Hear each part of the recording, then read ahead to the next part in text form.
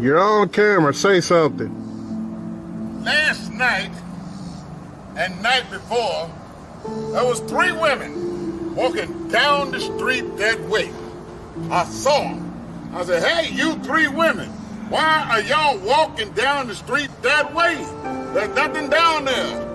And they flew away. I said, oh, them were some birds.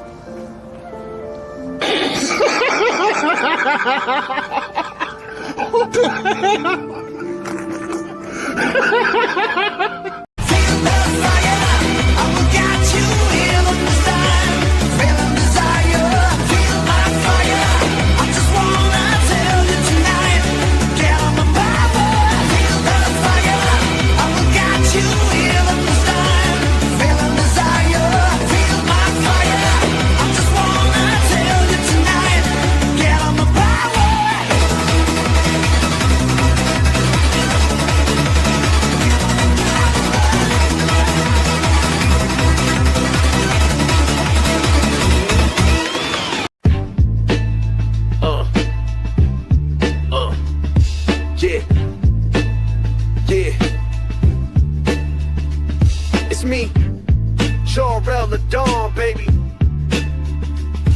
From the house of L to the house of hoes, got a little mission for you, son.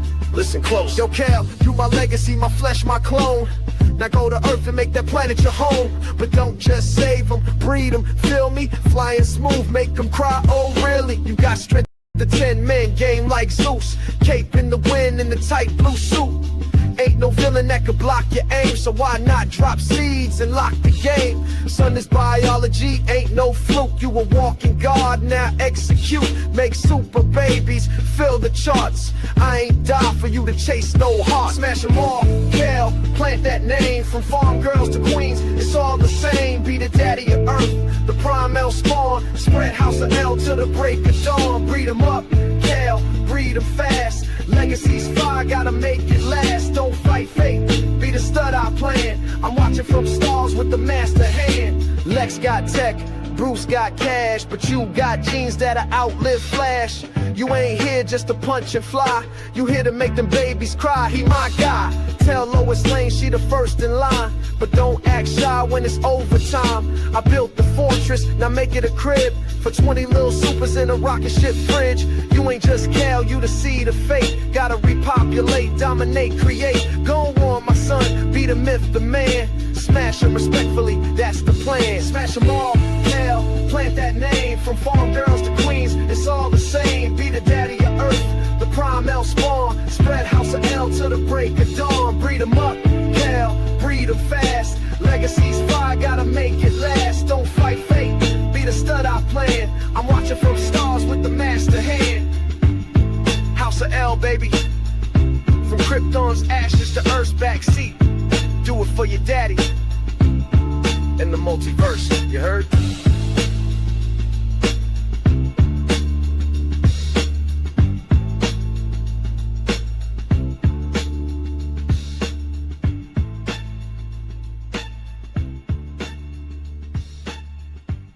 And kneel and be amazed at the touch of the black man.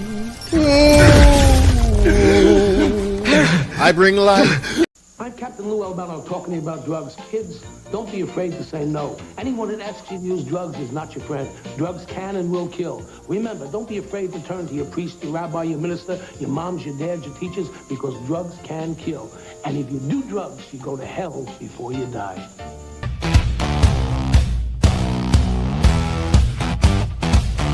They're coming for the future, saying it's for the kid. But every word you whisper goes on a record list. Screens are watching faces, names behind the glass. They're saying it's protection, but freedom's fading fast. And I won't be the one to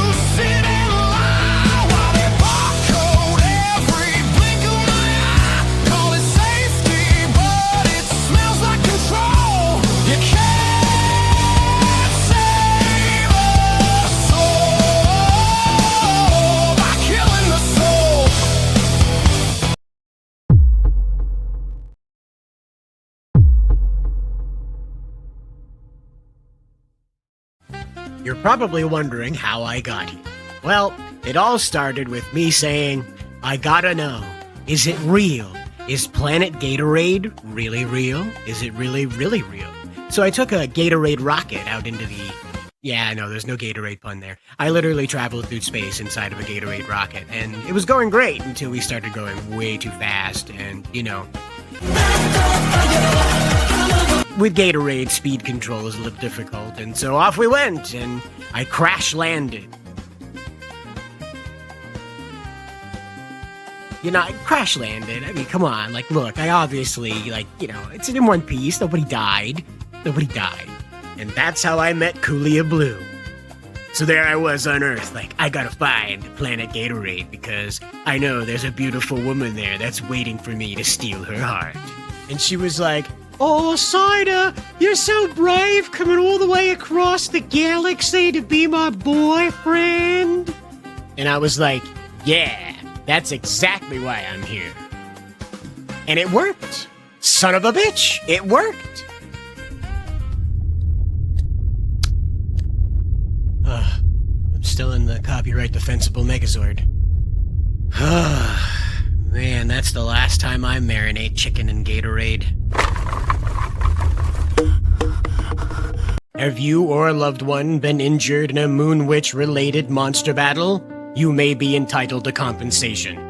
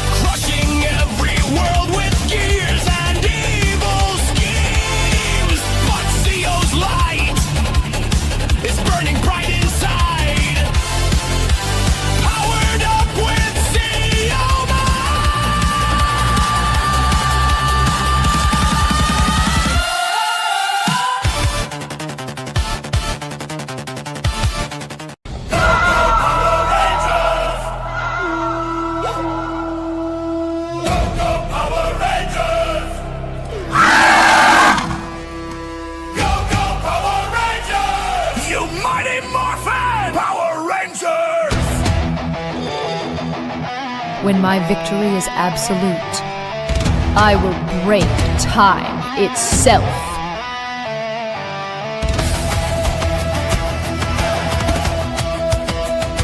We need Thunderzord power! Now! Go, go, Power Rangers! Go, go, Power Rangers! Go, go, Power Rangers! Let's go! Save the Hollow!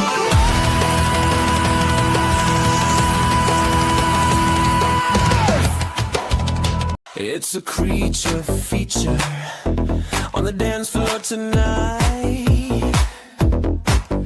Better move your body, 'cause the shadows bite.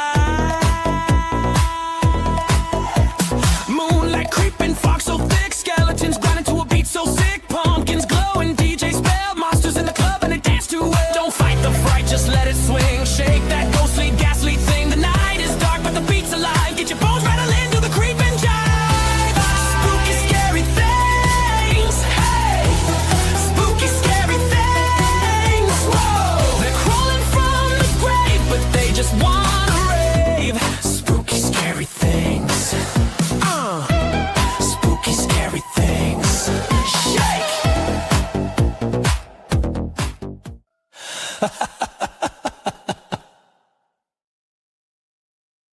Well, it's Monday again, and it's also Halloween, so what do you think? It's a very low budget winter cider, right? The Winter Soldier winter cider, because I don't have the metal arm. Who can afford that anyway? We have a tier list, though, here, as you can see, and to help me go through this is the lovely Miss Nerdigans. Hi, Bounding fans. Yeah, I didn't think we were going to be doing a tier list today, especially with all the news that's just been popping off. Well, I thought we'd start off with something nice and smooth, kind of get everybody up to speed about the herky-jerky, spooky-wooky things going on, because there's a lot of herky-jerky, spooky-wooky things going on. So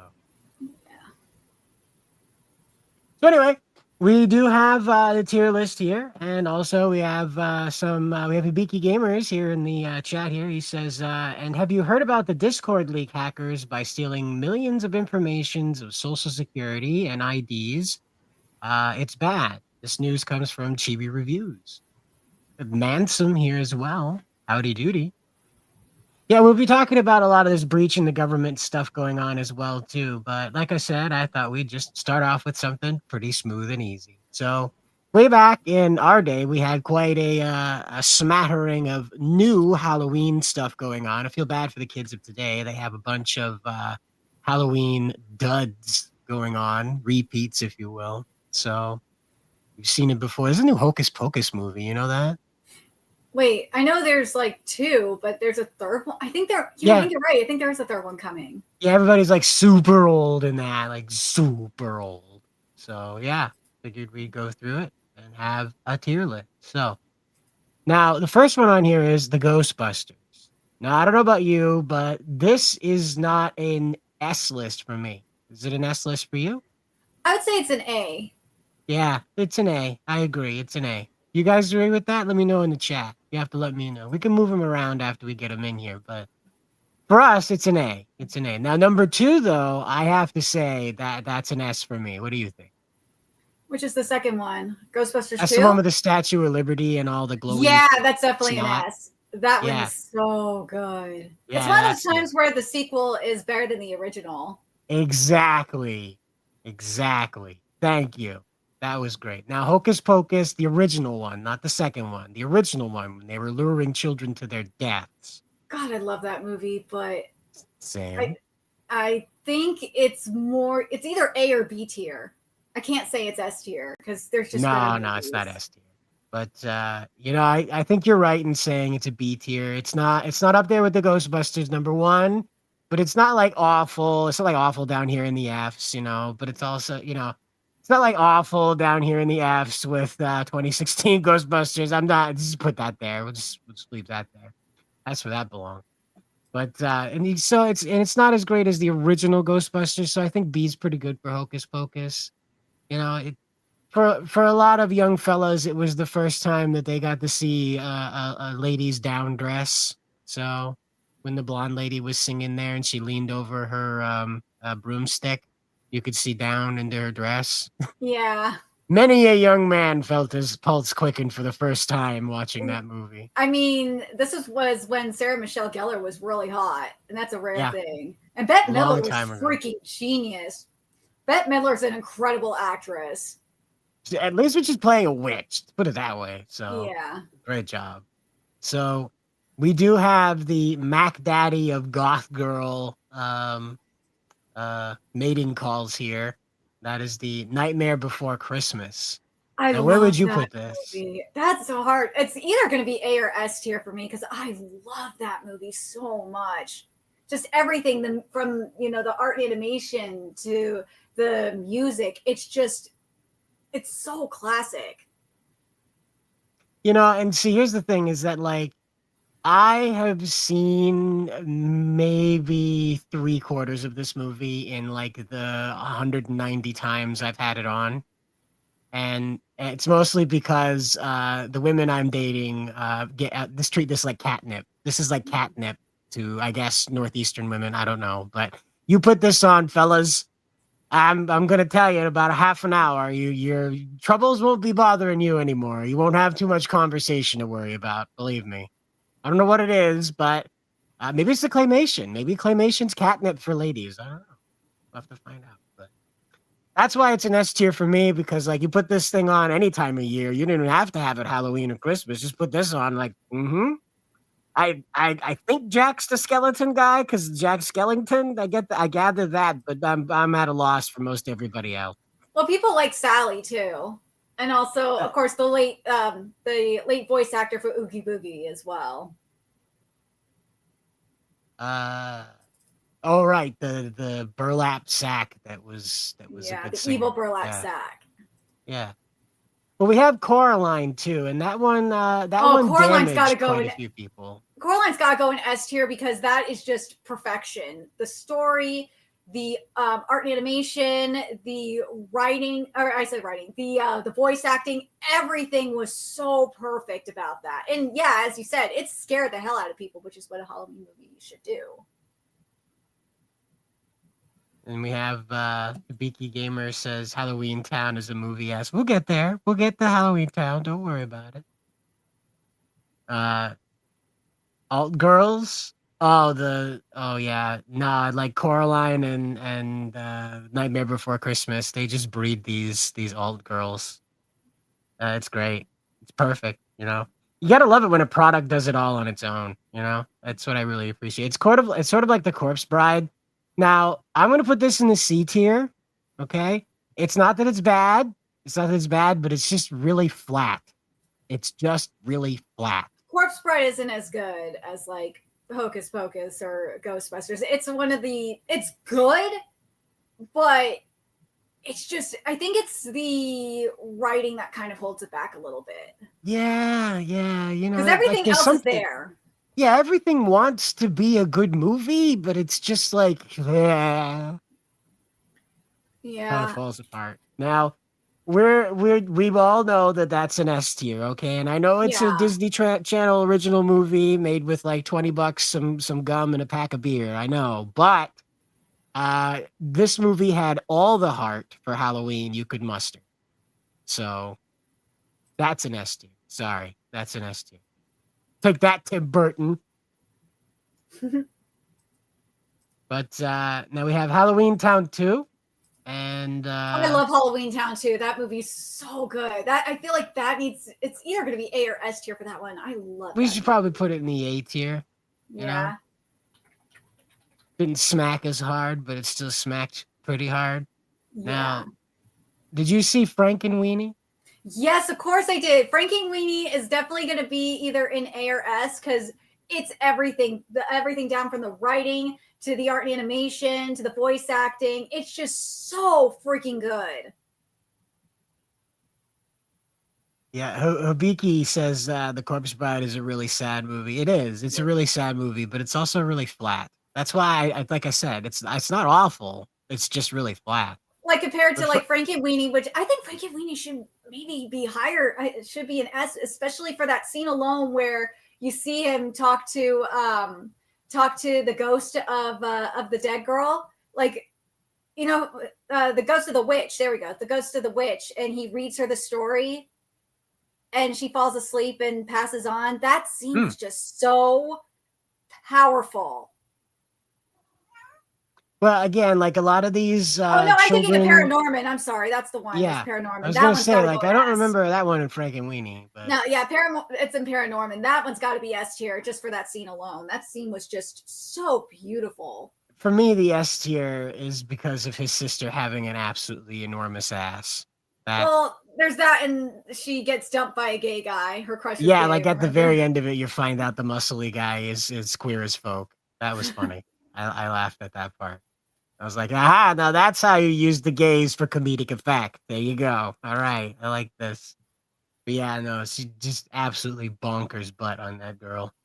Now, the Haunted Mansion. That's got to be either B or C, I think. Maybe even I'm going to put that with the B tier because Eddie Murphy in the first Haunted Mansion movie did excellent work. Like, very funny, very Eddie Murphy-y back when he was kind of like Jim Carrey and Eddie Murphy were like the physical comedy kings. Yeah.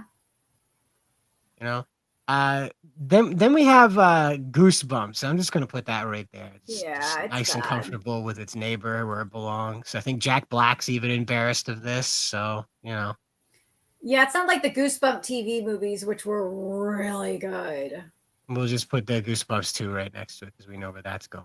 So, Yeah. but we go from F to A with the Yeah, Addams Family at movie, least the an live A. action one. That movie Yeah. was really good. It's better than the freaking animated ones. Oh my god, those are so bad. Oh yeah, no, we have that one coming up. Don't worry.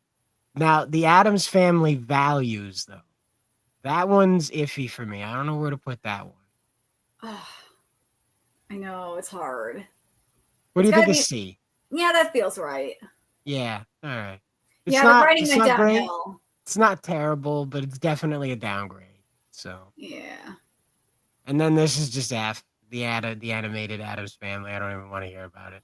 No, yeah. Casper's gotta be either in I wanna say it's more A tier than it's A tier. Yeah, Yeah, it's the A original tier. Casper is Yeah. A tier.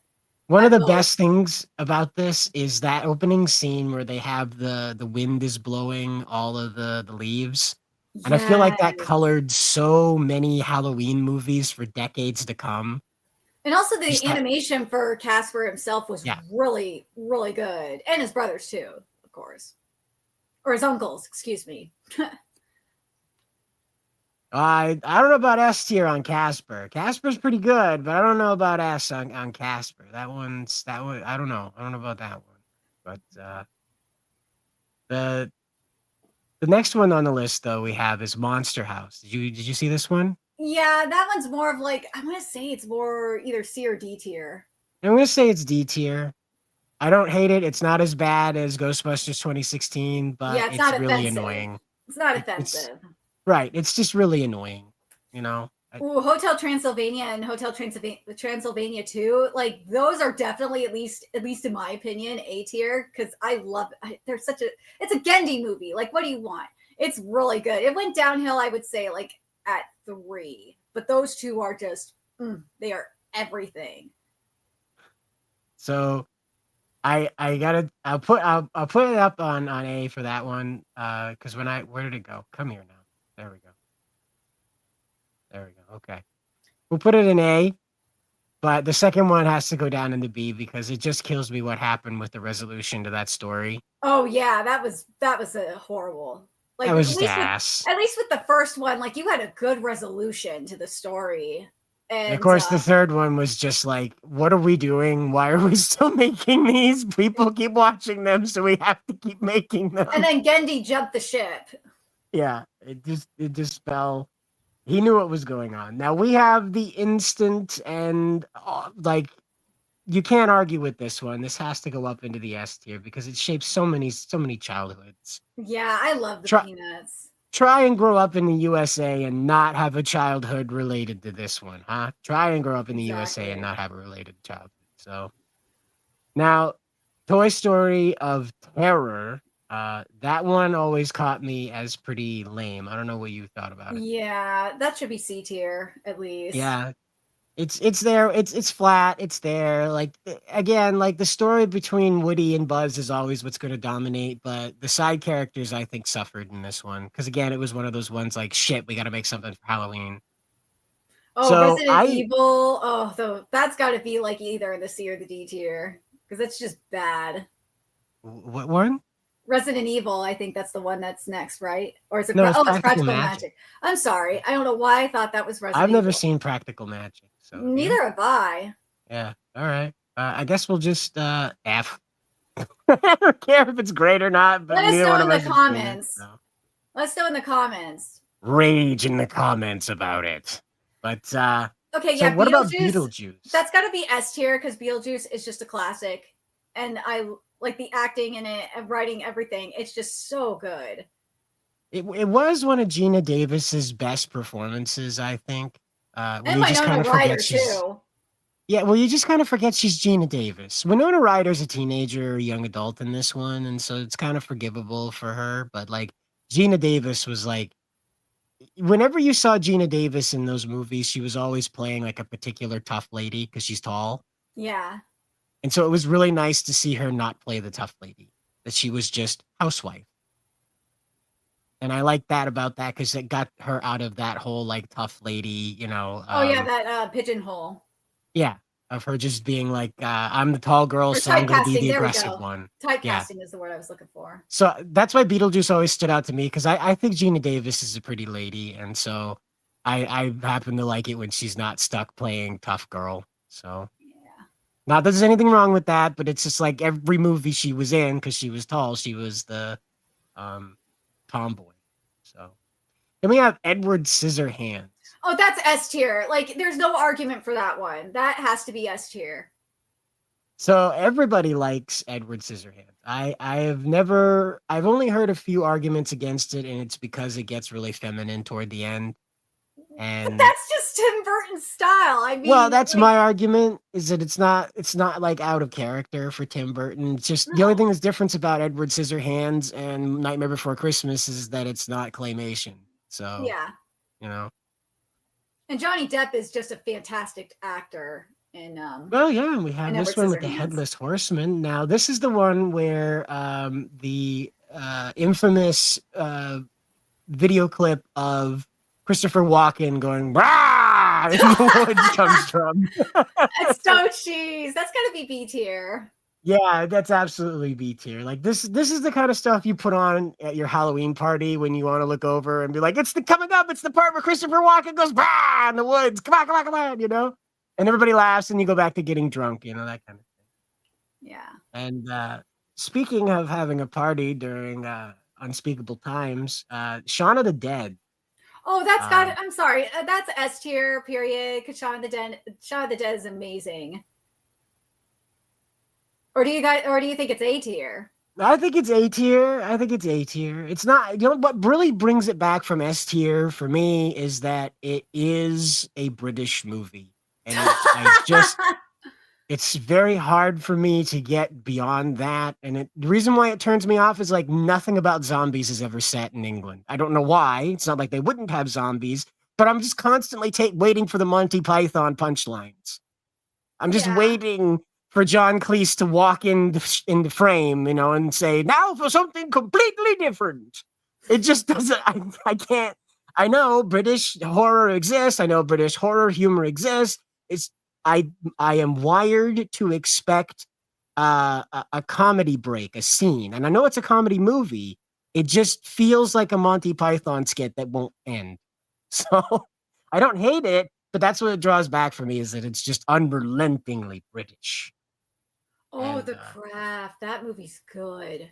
I don't know if I could say it. It's either A or B tier for me. I'm gonna say it's B tier because it has a lot of the same beats as the Headless Horseman, so it's still it's like a Hot Topic horror movie, I guess you might call it. It feels commercial, a commercial horror movie. Scream, of course, is the S tier. It's been memed to death. It spawned 100 horror movies. The slasher genre was reinvigorated through Scream. People are still trying to decipher things about Scream. Scream 2 is up there too. Not so much. So we'll have to put it in the A tier. Yeah, that feels right. It's not as good. It'll never be as good as the original, but God, is it good? Yeah. Goth girl movie. Yeah. A lot of them are 90s girl goth movies. If you think about it. Yeah. Well, like I said, when we were coming up, we had some variety, Today, Halloween, they really you gotta don't. Halloween, you gotta put in S tier, right? Obviously, I mean, it's one of the ones that still it defined what the American horror genre looks like. Around the world, they have these spirit-based horror genres where, like, the Baba Yaga.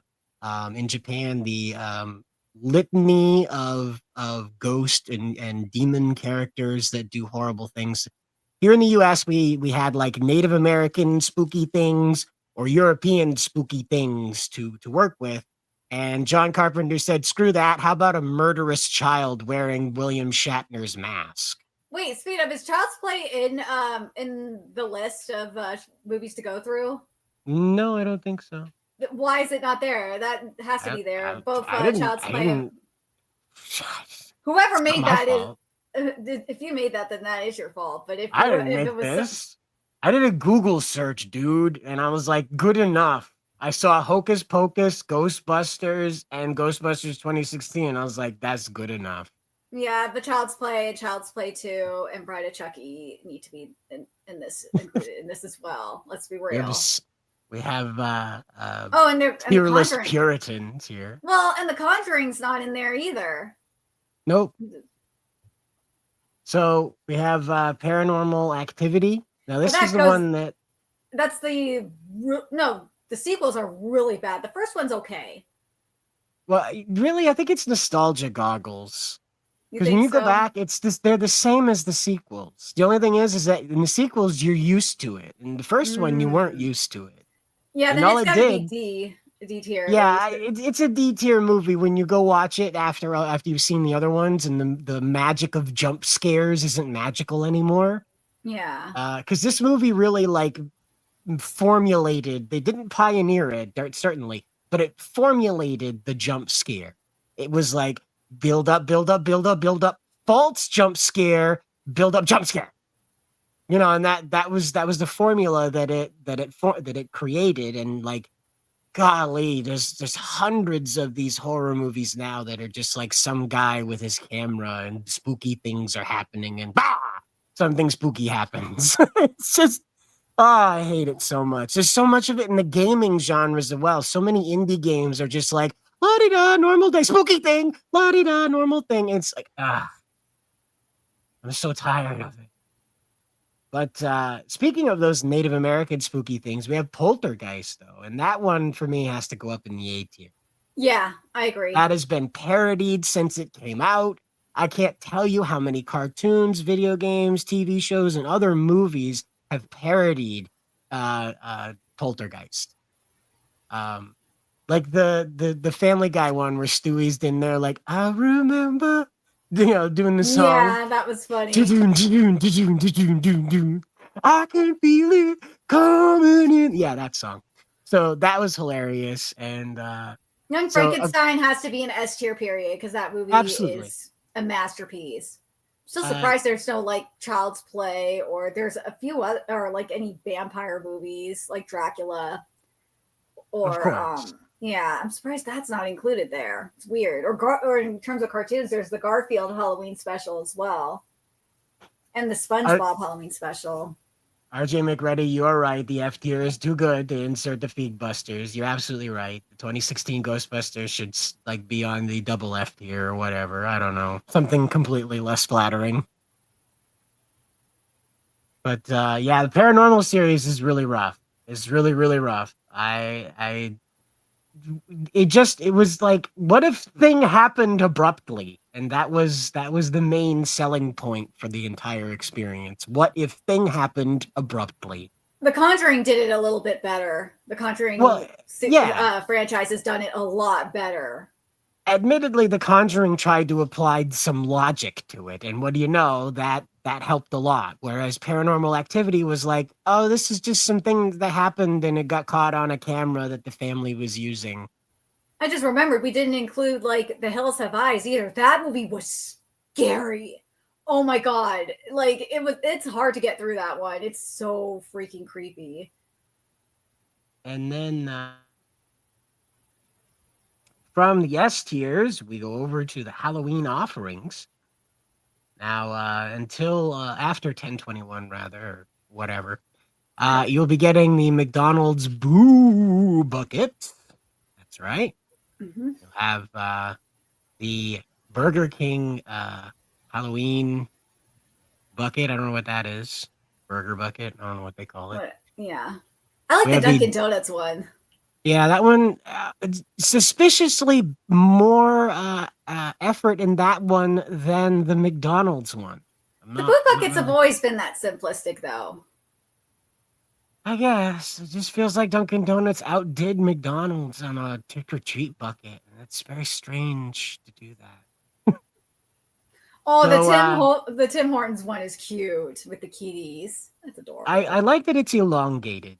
You see the other buckets that are kind of shallow and wide. I like this one's elongated. That way your candy has like a less habit of getting spooty, like spilled out of there. Yeah, and it's all like the Dunkin' Donuts one and the Tim Hortons one have lids too, which is nice. Yeah. So, if you want to put like a gallon of coffee in there or whatever to surprise somebody, you could totally do that. Yeah. Sing Hortons, excuse me. Sing Hortons. But of course, then Home Depot was just like, yeah, have a regular old paint bucket, kid. Whatever. Put some candy in there. Diabetes. Good for you. The Target Now, one's cute. and it's soft. I And wish don't it know was. how I I feel wish about that. Bullseye was in a costume though. Like put like a witch's hat or something on him. Oh, that's the name of the dog. Okay. Yeah, It has a Spot. name. Huh. Well, and then we have Trader Joe's. Oh, you don't have the Frosty Frights there. I thought you said it did. Yeah, it's the other Oh, there it is. advertisement here. So now over to Wendy's. Wendy's has a whole selection of freaky deaky things you can get your hands on. Wendy's Well- is doing what McDonald's used to do with the McNugget Buddies, but the McNugget Buddies, though, you could take off their costumes and like interchange them. It was really cool.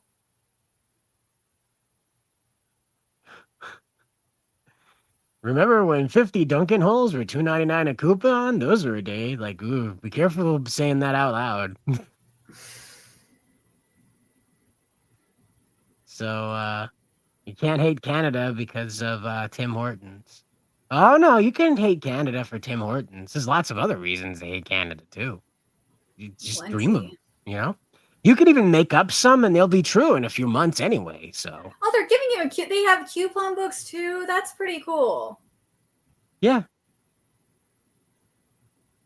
Like the little tiny things and Oh, they got a teeny set too, because it says ask for the three under 3 toy options. So I guess they have like little one or ones for little kids too. Yeah. Or just like ones that don't come apart as easy with the arms, I guess, maybe. Yeah, these are so adorable. So yeah, there's a regular one, and then there's the glow in the dark ones. I think are the chases, or like the neon ones. There we go.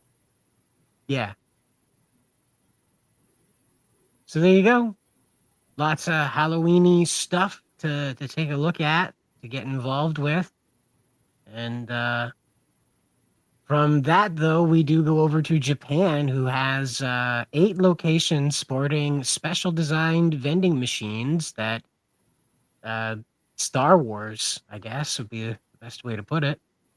It's crazy that I saw that and I was like, wait, there's Star Wars vending machines in Japan, but there's not any in like California or New York. I wonder why that would be. That's a great question.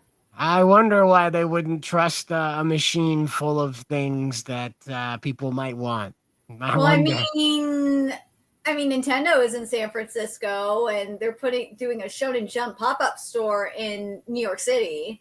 Well, a pop-up store is a hell of a lot different than a vending machine sitting on the corner, protected by no one. Yeah, that is true. That's a lot different. They did this for Bleach as well, too, if I remember correctly. And of course, like Coca-Cola occupies 2 spots in this entire vending machine. So,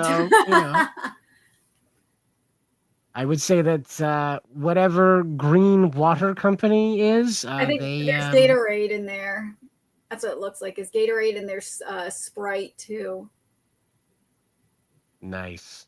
Yeah, there's a lot more. I think is that Starbucks coffee in there too? No, that can't be. All the way over on the right. Yep. Yeah.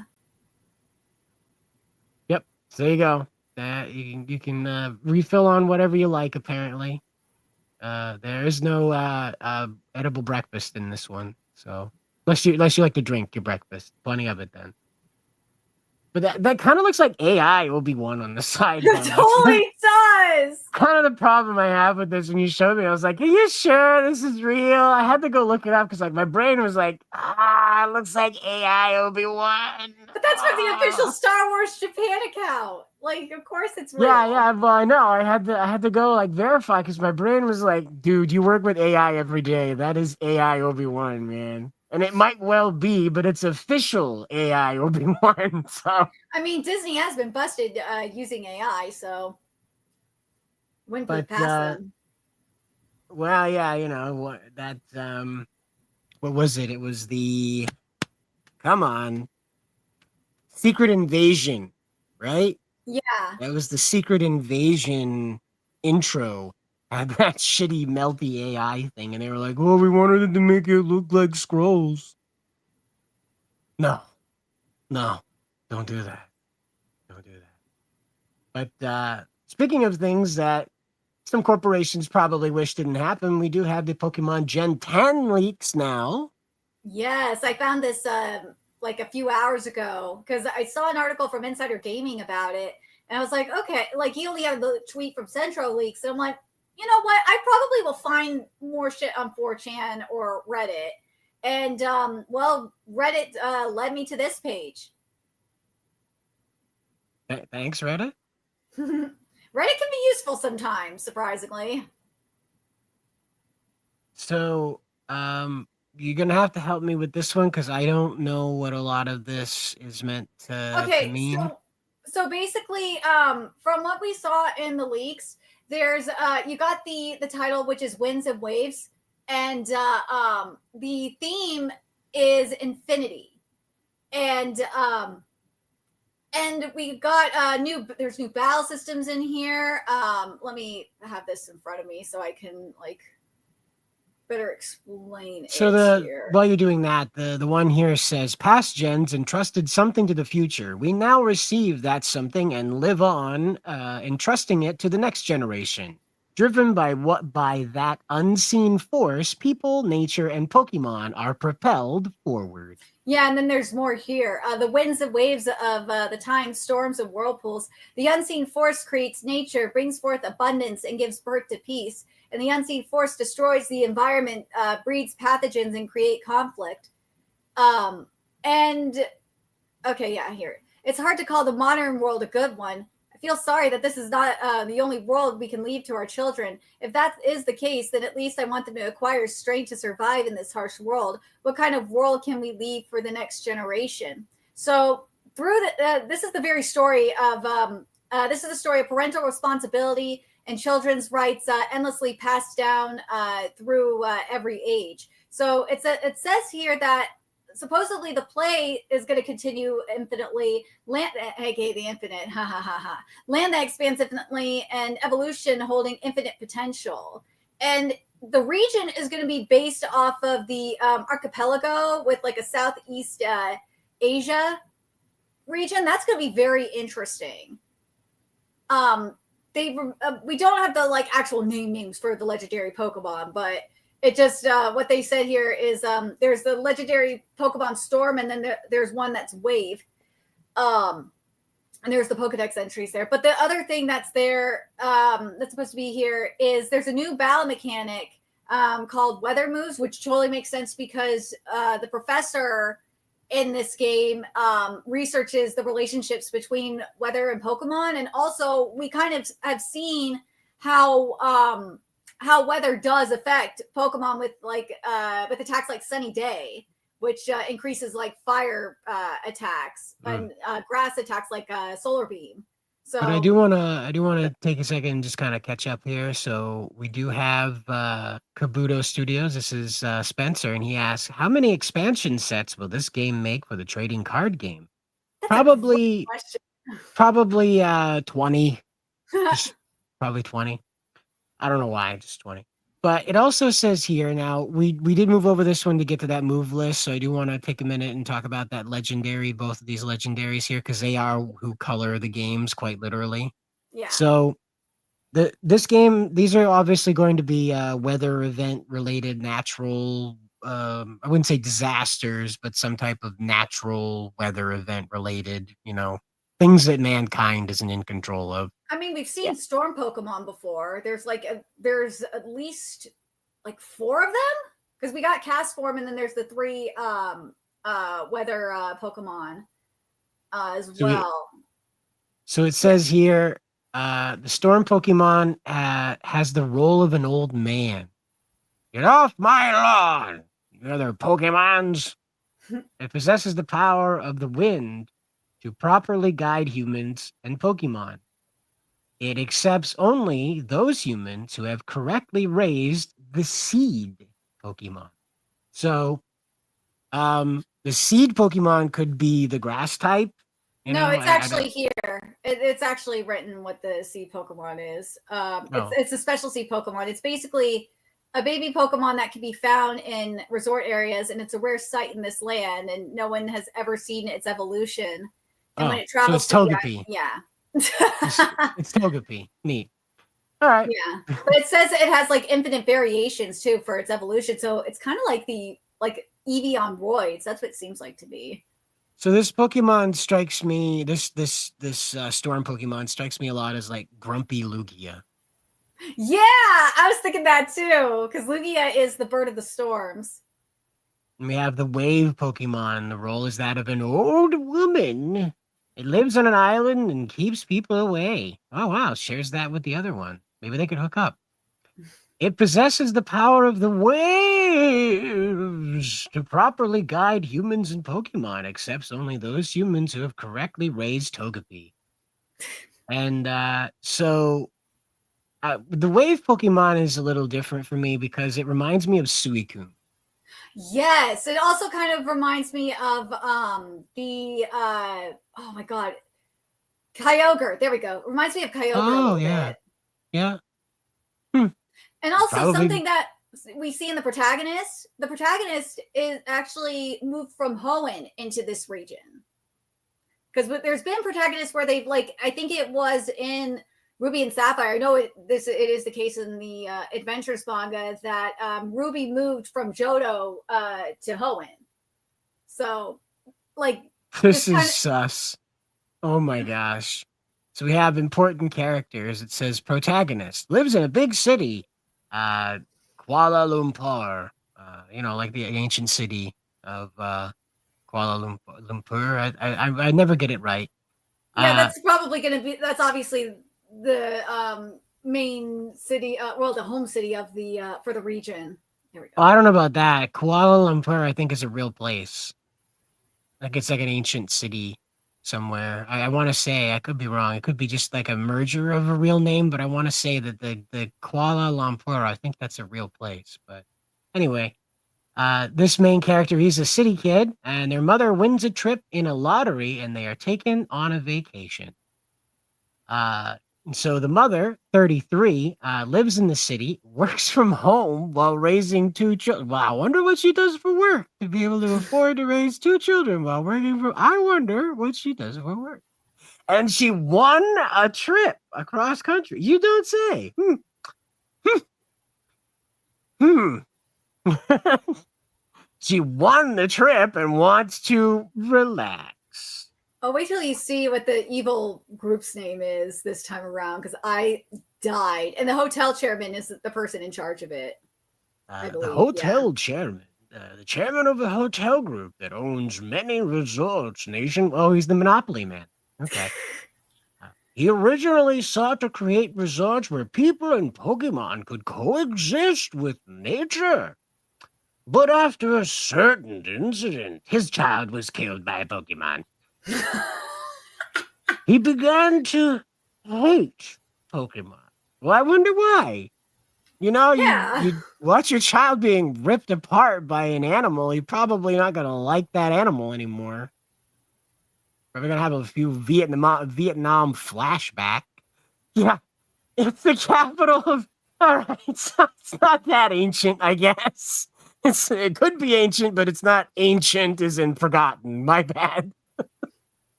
Whoopsies. So the heir, the chairman's child, the other one that didn't die. Yeah, because he's either, as it says here, it's either the second son or an adopted one. Serves as kind of an executive within the organization, though not stated outright in the game. His older brother is already dead. He's the second son, or adopted.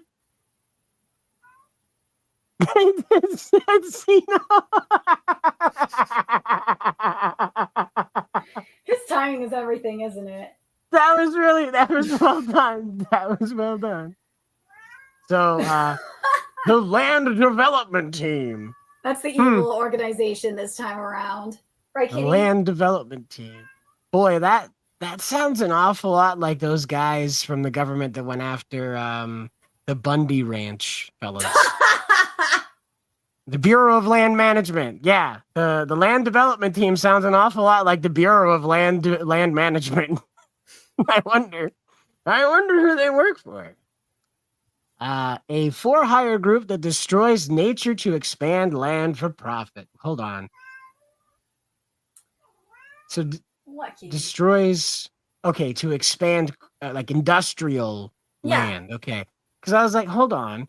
If you're destroying nature, you can't. The land's still there. It's talking Unless about like you it's industrial put it complex underwater. kind of thing. Yeah. You were thinking way too hard on that. They have no ideals. They just complain while working for their salary. So, So they're just yeah. construction workers. All right.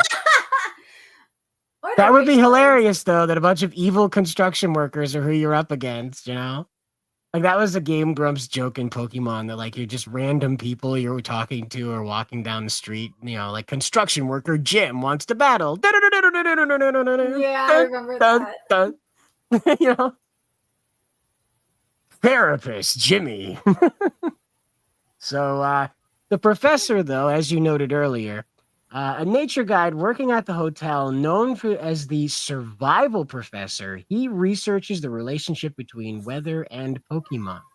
Studies Pokemon that become embodiments of weather itself. Now, this would be Entei and Raikou, right? They influence the weather. No, not Moltres, excuse me. It's Zapdos and Articuno do it. Lugia does it. Obviously, Kyogre is more so in charge of the waves than anything else. That's why I was like mentioning that. And then I'm trying to think. There's also the storm. There's Cast Form, and then there's the like 3 genie like god or god Pokemon. Isn't Rayquaza, whatever, Rayquaza? Doesn't he? I don't think so. I think Raikou does though, if I remember correctly. I think Raikou does, Suicune does. Hey kitty. What's the other one I'm thinking of? I don't think Entei has to.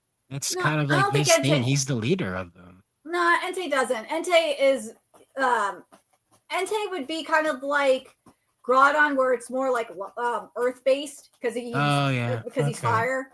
Whereas like with Suicune and Raikou, like that's the weather. So elemental. So it's kind of like the same thing with well, Ho-Oh is a little bit of a different story, mind you, but I'm trying to think of the other ones off the top of my head that I could think of. I think so. Yeah, those are the main ones that I could think of anyway. You start your big adventure in the big hotel. Apparently, they want this hotel to serve as an MMO lobby. Oh, so it's like Habbo Hotel, but with Pokemon. Okay. Gym's closed. Manaphy? I don't remember that. Oh, Manaphy. Yeah, that's from the 3rd gen. It's not 3rd gen, Yeah, it is 3rd gen. Going into 4th gen. Yeah, I think Manaphy does. I could be wrong. I will look it up real quick. But yeah, I think they might be right about that. Game Freak wants to set the start of the adventure in a big tournament, a big tourist city instead of small towns. Right. So, like Goldenrod City, if you will. Yeah. So, this image is apparently apparently real from Gen 3. Survival will be explored in depth, for the first time with jungles, ocean, and ocean depths explorations. Caves will random. Yeah, I was wrong about Manaphy. Manaphy's in Gen 4. And it is one of the sea gods. So I don't think the sea guardians. So I don't know. I'm not sure if I would consider it one of the ones that would manipulate the weather. That's why I was like, I'm not sure if I would say like Kyogre is one of them. Like they manipulate the waves. Yeah, obviously manipulate water, but it's not like Lugia, who's the bird of storms, or legendary bird of storms, or Articuno, which influences snow, obviously, and then Zapdos with lightning storms. That's why it's a little bit different than that. Oh, no, I was right, Spencer. There's going to be 20 new expansion packs. It says right here there are over 100 adventures in the gym adventure. There are also 16 gym adventures that are especially close to the originals. Also, if you complete all of the gym adventures, you get a special gift. Also, talented trainers may even be approached by gym leaders or champions. I actually like that. I think that's smart. Because then there's more to do. Are Latios and Latias the wins? Yeah, I think so. They ride on them anyway. That's their big thing, is their jets. So, yeah, there's like 200 trading card game sets they can make from that mechanic. Yeah, exactly. So just be prepared for the entire game to be remade. They're going to reissue all 10,000 Pokemon cards. Who am I kidding? There's 10 million of them now. No, I don't think Latias and Latias don't do that. Or they're not they're jets. They're basically, as you said, they're jets. They don't influence the weather like that. They're big fluffy dog jets. They're cute jets. And one of them did kiss Ash, so So speaking of gross things, though, we go from talking about all that fun stuff to One Punch Man and how things are not going so swell. Yeah, I knew it from the get-go that the moment that JC Staff was announced to be continuing One Punch Man, that it was going to be bad. I don't know why people thought it was going to be better, but no, it's bad. The director actually locked his Twitter as well. So, yeah, I kind of wonder why they did that. Probably so they don't get harassed. But yeah, One Punch Man Season 3, Episode 1 is the lowest rated anime premiere this season, which is crazy. Awesome. But yeah, some of the things I've been saying there, like they did change some of the scenes around, so it's not like exactly a faithful adaptation. And then it's like a Blue Lock situation where it's like a PowerPoint. That's what people are saying. And some are saying the voice acting is kind of wonky as well, which I thought was very, very weird. Okay. So. Well, it's kind of expected for a company that's putting out something like 10 anime a year. Is that right? Yeah. But like the people are really pissed because this is like 6 years. They waited 6 years for this. Well, it shouldn't have been at JC Staff. I think people are starting to realize that. JC Staff is known to censor characters, or censor female characters especially. And they botch character designs all the freaking time. It's just annoying. I hate it so goddamn much. Color me surprised. Yeah. But before we went live, we did have some news go breaking. We have Britain issues first online safety fine to U.S. website 4chan. Britain said today, which is Monday, it had issued U.S. internet forum site 4chan with a $26,644 fine for not obeying their internet bullshit and then rules. What the UK Secretary of Technology, Liz Kendall, said, she celebrated this and called it a model of the law, calling it a model of the law in practice. The Online Safety Act is not just a law, it's a lifeline. And today we've seen it in action, holding platforms to account so we can protect people across the UK. And she went on to claim this fine serves as a clear warning to those who fail to remove illegal content or protect children from the harmful material. And we fully back the regulator in taking action against all platforms that do not protect users from the darkest corners of the internet. Well, 4chan's lawyer is freaking based. And I sent the thread to you, like the newest one he posted about it. He said, he essentially told them to pound sand, which is, I think is great. But yeah, this is very dangerous precedent. It is. What he said is 4chan will obey UK censorship laws when pigs fly. And that in the meantime, there's litigation pending in DC, and Ofcom hasn't yet answered, and we'll see Ofcom in court. And then he said this. He said, you have to laugh that Americans don't obey British censors. It's settled law here. And Ofcom might as well have ordered that the moon be made of cheese. But Preston Byrne?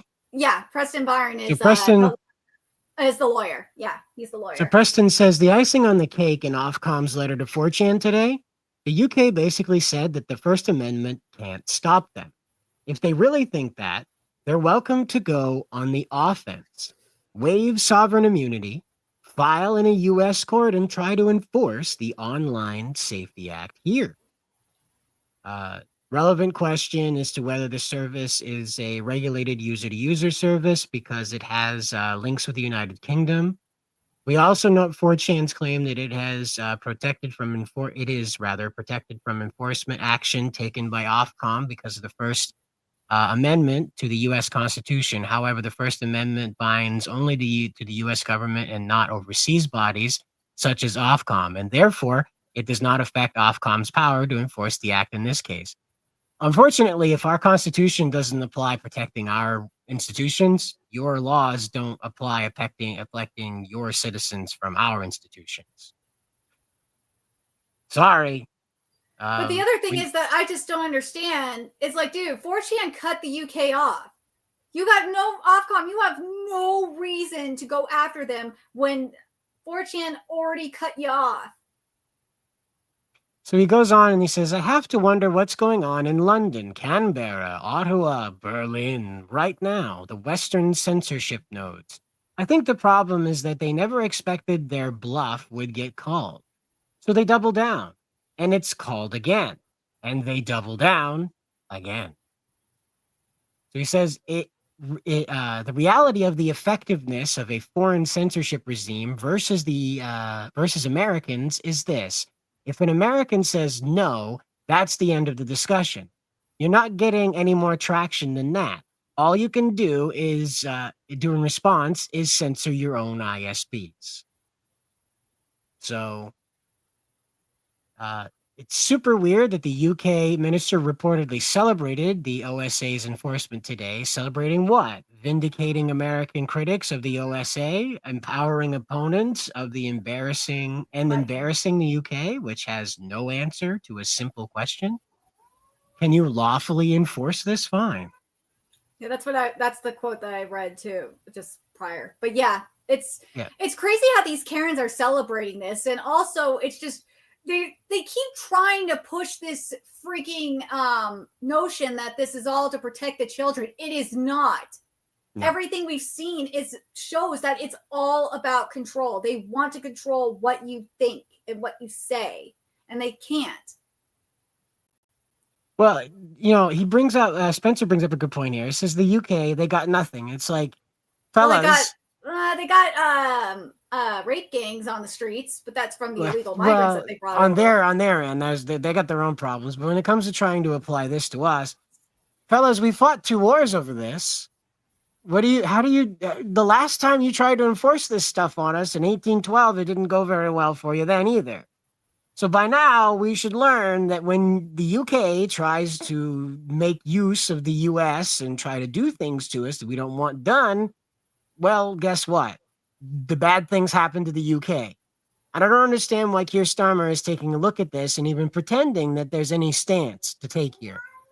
So the thing is that irregardless of what Preston wants to say here, if you just zoom out, the reason why the United States is so valuable on the world stage, why everybody wants to be an American, why so many people want to be here, why they're willing to go through every possible hurdle to do so, is not because we have a bunch of free stuff. That's really neat too, but so does the UK, Berlin, the rest of them. They have a UK, Berlin, whatever. They offer the same kind of socialist entitlements that we do. You make sure you're allowed to get whatever you get here when you jump the fence. Same situation. Now, what the difference is, though, is that in our country, the freedoms that come with occupying this place means that you are immune unless you violated serious laws like murdering someone in another country, theft, those sorts of things. You're safe from, being harmed by another country. China can't come here and take Chinese citizens out of here. Excuse me, American citizens who left their country out of here. They can't do that. The UK, whoops, you're China's problem. See ya. There's nothing. There's nothing to protect you there. There's nothing. So they want to tell the world that their rinky-dink little island now controls the internet, right?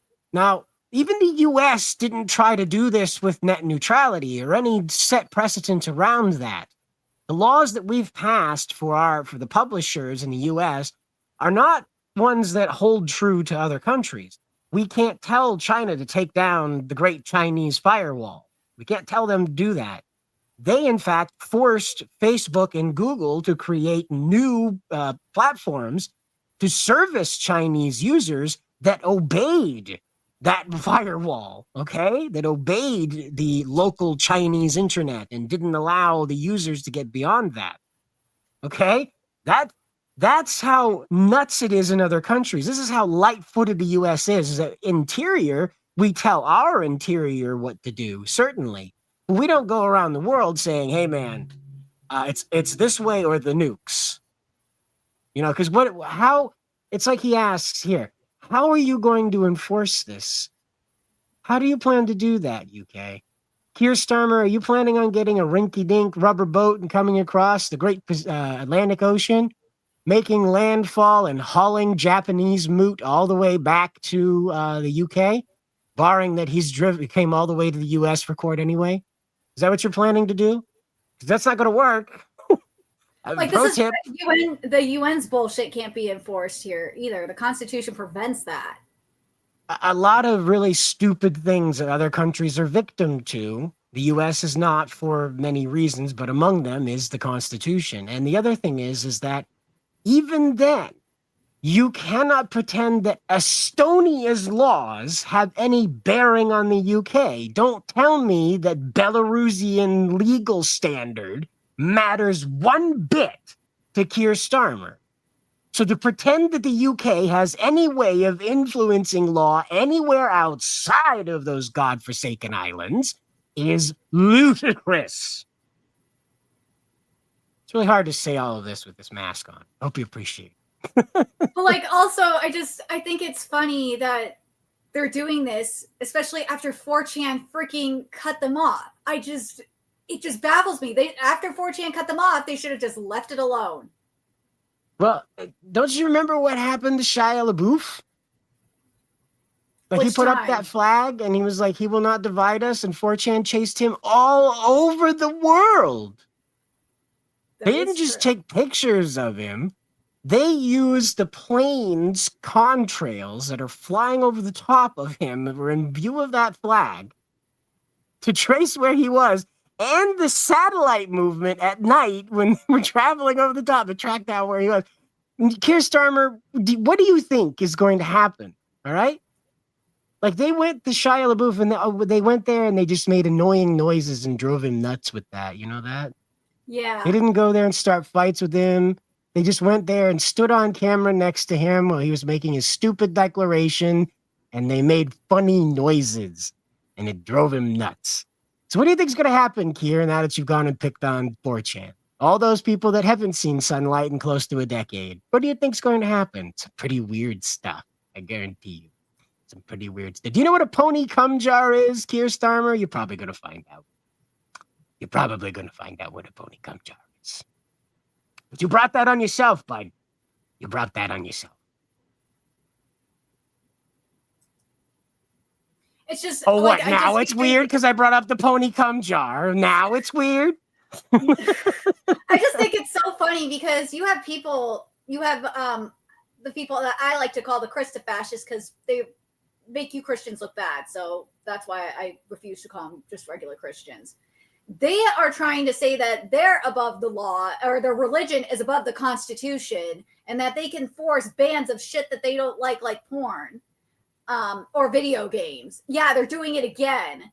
just the ironic thing is that and this was posted by who was it? This was posted by Niche Gamer. Is that Parents Television and Media Council went bankrupt. This is the organization behind a lot of the campaigns to like ban media like Family Guy. There we go. Here's the article here. But yeah, these were the people that went after like Grand Theft Auto. Like they were behind like the insanity with that, and they were behind going after South Park as well.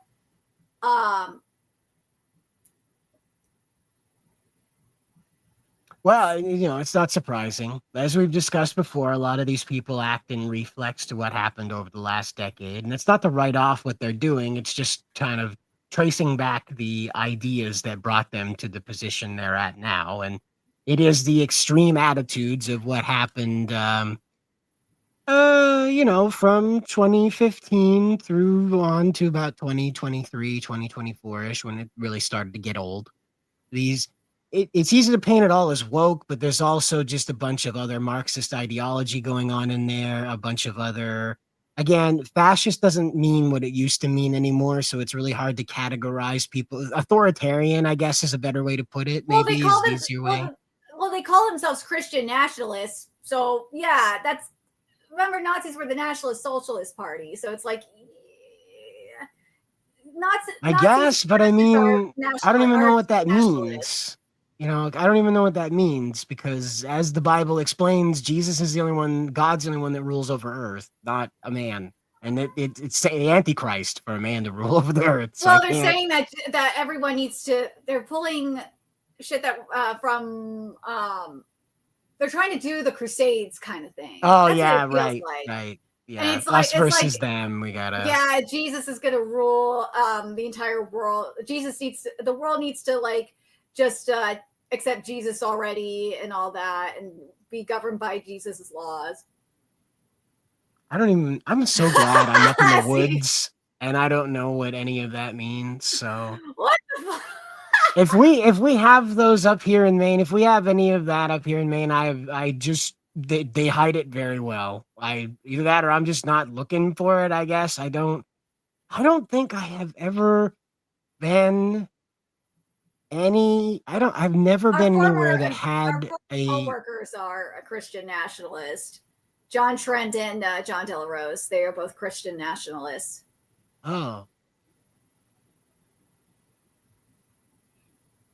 Huh. Yeah, in my own physical life, I have never been physically around a real like Nazi memorabilia thing. Not I'm not even talking about like real as in like came from the 1930s. I'm talking about like Amazon flag, any of that. I've never, I don't even think I've been around a Kekistani flag.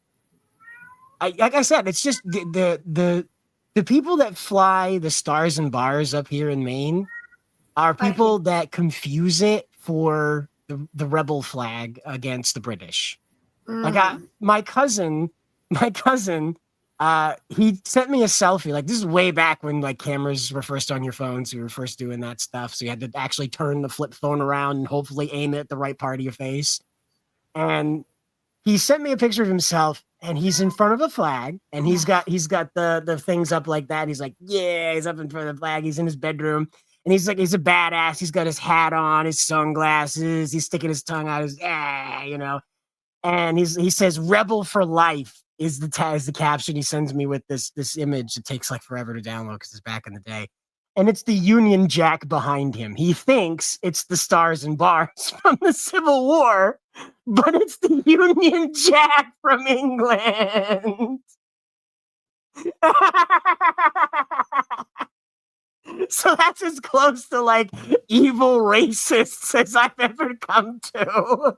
Well, Spencer and I have had to deal with it because in California, Nazis actually do exist here. They're mainly in Southern California. They're not as much up here. But I remember, because I'm a Jew, obviously, I remember this was when I was going to Hebrew school. And I remember we walked onto, the synagogue grounds, and we saw that people carved swastikas onto the building.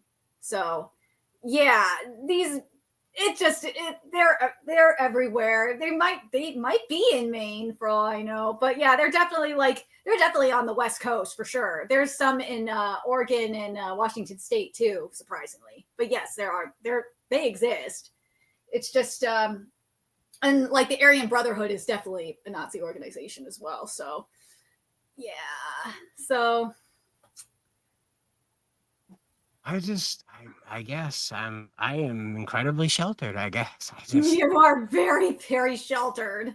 never came across this kind of stuff. Like, and I was involved in politics and things like that. I just I don't know. Even those blood tribe weirdos that tried to come up here and build like a village, they gave up and left. It was too cold for them. So who knew? I guess the Nazis don't like cold. I guess we won't find them in Antarctica. I guess too bad. 199 from Conchi here says, already knew and dread the moment they chose the name Studio. Oh, I think are they talking about One Punch Man? Like I think they are. Oh yeah, right. The One Punch, yeah, okay. So Conchi must be back a little bit, yeah. Yeah, the One Punch Man season 3. That's what we were talking about. Okay, all right, now I get it. Sorry about that, Conchi. No ill feelings. That's true. God will rule over the earth. Yeah, exactly. That's why it confuses me when we talk about like the Christian world order. It's like what? Well, like they want Vatican City to rule the United States. It's like right. Like it's like, hey, get out, go live there if you want to do that. It's like it blows my mind when I hear this argument that like we need to make the U.S. Catholic compliant. I'm like, no, we don't. You can go to Rome, you can go to Italy, you can go to any old European country that is Catholic compliant anytime you like. Okay, doors wide open. Enjoy that biometric data, though. You got to surrender to the EU, whatever they are. It kind of sounds like, from what I've seen, it's very like Sharia law light in terms of their compliances. It's so bizarre. That doesn't surprise me at all. It's like again, like you sent me this one about the New York City suing platforms over failure to protect minors. This is all an effort to force digital ID. We don't have to. I just think it's funny that we don't have, like in California, it's like the opposite. What they're trying to do is for age verification ID or age verification laws is have the parent input the user's or the kid's age into the actual device. There's no ID involved. It's just putting your kid's age in there or putting your age into the device. Yeah, RJ McReady's right. WWE made a wrestling faction based on them. It was mockingly branded the Right to Censor. Yep. And we need to bring that back. We need to bring that back full force. Because again, like these like we were talking about a little bit ago, and we've circled back around to it again. A lot of the people pushing for this, it's a horseshoe situation. It's not just the right that pushes for this. It's not just the left that pushes for this. It's both of them now are trying to make the case to everybody that you and I should not have privacy to go on the internet to do what we like. We have to let people know that we are of the age to be moving around on these websites. Now, it starts with porn. There's a very easy target. Everybody goes, yeah, okay. I got to show ID to buy it, so I might as well have to show ID to look at it on the internet. That makes sense. So they go along with it. Then you have to show ID in order to look at stuff like guns, in order to look at stuff like lingerie. Then it starts to move into like you have to report what you're buying because, there's people out there that they buy things and the things well, they shouldn't have. They're also going to target like video games and anime. They've already made it clear that they are going to go after video games and anime after porn is banned. They've made it clear. These people are psycho. Well, and that's what it is that it's there's no end vision is the thing. There's no end vision. Like, um, what made these leaders that they idolize so, other than Jesus, so attractive to them, other than Jesus, is that these leaders had a vision of what the world looked like under these regimes. And none of them have a vision. None of them can tell you how this comes to be without extreme and terrible violence. So, and again, they'll mock you and they'll be like, dude, you're going to get mad over porn? No, but I am going to defend the right of people who want to look at it because I know it leads to me being able to play video games with big booby anime girls in them. Okay? That that leads to stopping my ability to enjoy games like Dead or Alive Volleyball. Okay? That's what happens. That's why we don't have those magical things anymore, is because we let them start an argument that they shouldn't exist, and guess what? They stopped existing. When it comes to the freedom of speech, you have the right to say what you like. That's the point of it. You're allowed to say things that are stupid and ignorant and inflammatory. That's the point of free speech. If we were allowed to say only what people like, you wouldn't need a right to protect that, now would you? However, that right to free speech, that right to free expression, and that right to privacy sure does make it hard to enforce morality. Because you can't chase people home. You can browbeat them in the streets, but you can't chase them home. And so that's why these IDs are necessary, so they can chase you into the privacy of your home and monitor what you're thinking when you're quiet. A long time, the conspiracy theorists went on and on about how Wi-Fi can track the movement inside your home. Well, that's a real thing now. Internet service providers are now offering that as a security feature, that your home router can be used to motion track. What do you know? Who would have ever have guessed that the conspiracy theorists were right about that? So now we're being told by the conspiracy theorists that this is a way to achieve total control of your life, because it starts with a digital ID to make sure you're old enough to look at porn, and it eventually evolves into a digital ID to make sure that you can still buy food. Yep. They want that social credit. These Christians do, or these Christofascists do. It's these people think that, I think it's because Trump is in power that they're like this right now. And it's like, dude, do you, and because I've seen them like be like, Trump, tag Trump and be like, ban porn, please. I'm like, dude, do you not know who Trump is? He ran Miss Universe, which they would be considering porn. So you guys are freaking stupid if you think that Trump is going to violate the Constitution for your Catholic world order. Well, and we're not only that, like, neck deep in that problem as well, but we're also dealing with people. I'm trying to find where you sent this to me. Gosh, so much stuff. So there it is. Okay. We also have now the claim that tourists are the real anime fans, and everybody else is a loser who does not actually exist. How does it feel, Nerdigans, to be porn and then also simultaneously not exist? How's that feel? Well, they're saying that elitism is the problem, and I'm like, dude, no. The colonizing tourists are the problem because they're trying to like get into the fandom and change it to where it fits their taste. It's like, no, go away. Why are you here? And this is where I was like, anime isn't dead, but some fans are. I was like, dude, you are attacking your reader base. What is wrong with you? Hi, Black Pill. Well, it's not just that, but you have to ask yourself, what's the argument being made here, right? What's the argument being made? The argument that they're telling you is that the people who are gatekeeping against people who want to blackwash entire series, the entire genre, if you will, people who want to completely what were those Fujioshis? Is that what you call them? Fujoshis. Fujoshis that go around and enforce their shippings. Okay, they're not just content writing their endless fan fiction about Shishomaru in dog form having sex with teenage Rin. You know, they're not obsessed with that enough. They have to enforce that onto everybody else. Okay, and this is what we're talking about with tourism.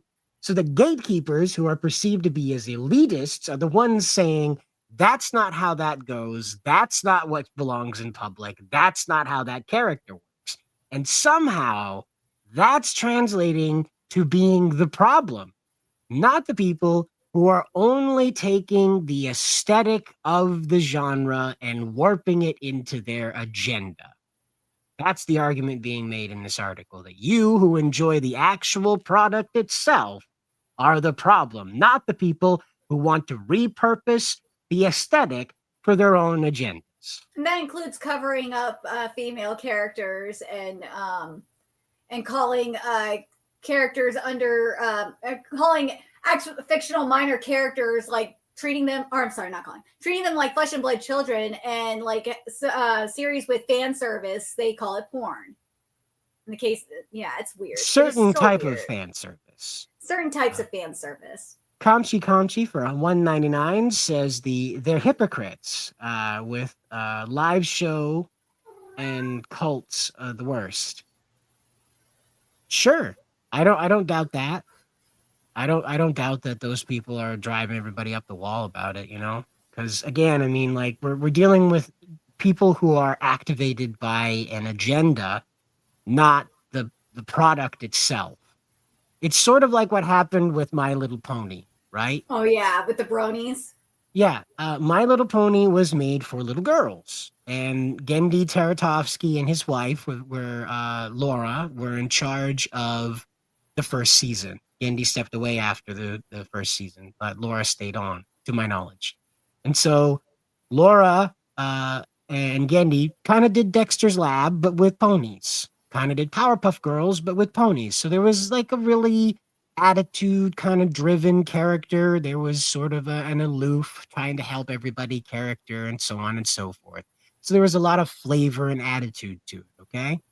Now, for young children, that was like prestige television. That was like the Sopranos level, because usually it's like Winx Club for girls. Okay. Girls don't usually get top tier kind of entertainment in their stuff. It's usually pretty Barbie movie stuff where like, we're going on an adventure. There's an animal in peril. If we hug it enough, it won't be a problem anymore. Yeah, that changed. Well, that definitely changed when like Monster High came into the picture. And so we had that Friendship is Magic show actually did try to deal with creatures and beings and instances that couldn't be solved with friendship. That it actually took, a conflict. A big giant rainbow laser that fucked some other guy up. That was that was their solution. And so they were like, what, 6 mystical ponies or something like that. And so again, little girls were supposed to like eat that up and really enjoy that. It was a lot of Disney did this with the Descendants. Yes. A lot of this reframing of the original lore in order to give it a new twist for young girls in this era. 40-year-old men fell in love with My Little Pony. I don't know why. I was working with autistic children, so I came across it. It's charming. I can sit through it the same way I can sit through Fairly Odd Parents, but I am not going to go to a convention dressed up like Rainbow Dash. That's the one. I'm not gonna do that. I'm not gonna spend $400 on a Trilby hat, designed to look like Fluttershy. That was the one. I am not going to add Fluttershy to my active duty military uniform because I'm a brony, whatever they're calling themselves. That it got nuts with them. And that's what anime tourism has become. It takes on the aesthetic. These guys, they may actually have a vested interest in each pony, but from what I can see, it's the aesthetic of innocence that these guys want to be attracted to. It's the same reason why people go after the little chibi girl VTubers so harshly, so heavily, is because They really like that innocence angle. Okay. Now, these tourists that come into this, they like this because it's popular. That's it. They watch it on TikTok and shit. Like, I swear, Mostly. TikTok is freaking brain rot. It's bad news, that's for sure. It's ruining people. TikTok, shorts, and short form entertainment in general is just generally meant to melt your brain. There's no way around that. It's just meant to melt your brain. It doesn't do anything. It doesn't help you. Rapid fire content melts the brain. It's good to shut your brain off to, right? Like Bobobo Bobobo Bobobo is a brain rot anime. Same with Space Dandy. Right, but you're meant to shut your brain off. You're meant to shut your brain off. You're not meant to think that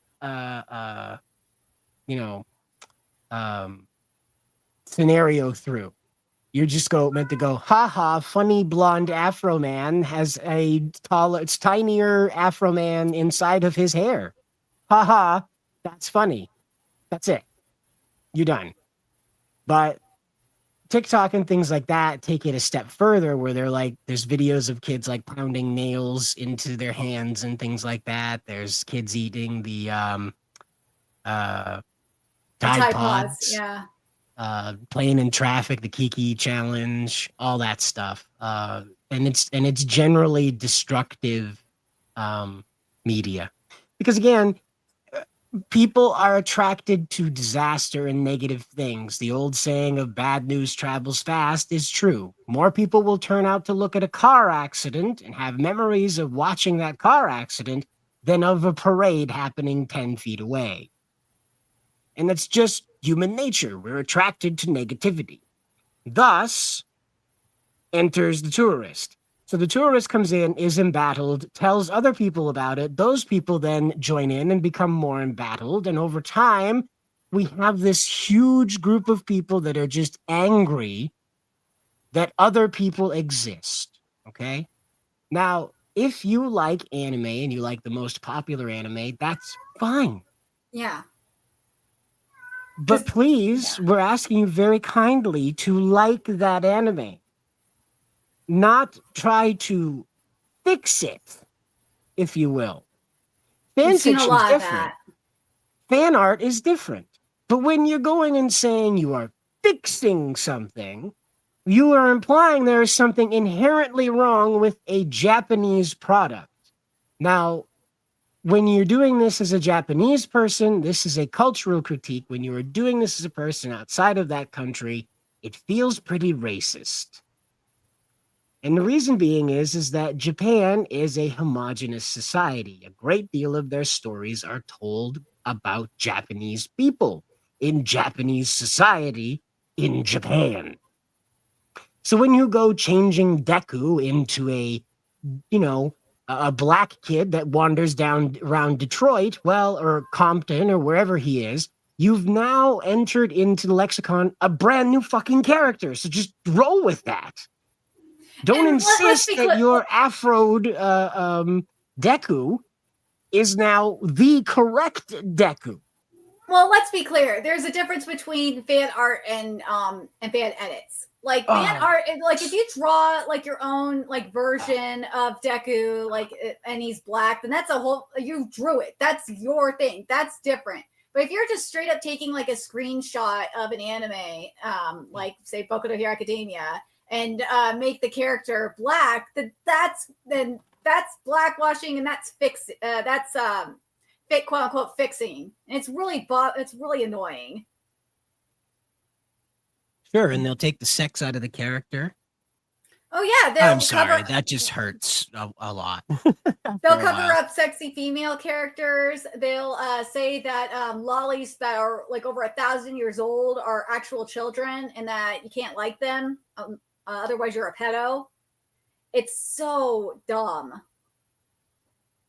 The thing that we're running into again with this tourism thing is that people are coming into this with a crash course idea of A, what Japanese culture is, and B, what anime culture is. These two things are not the same. Please do not go to Japan Well, at all at this point. It's probably not a good idea. Give it a little bit.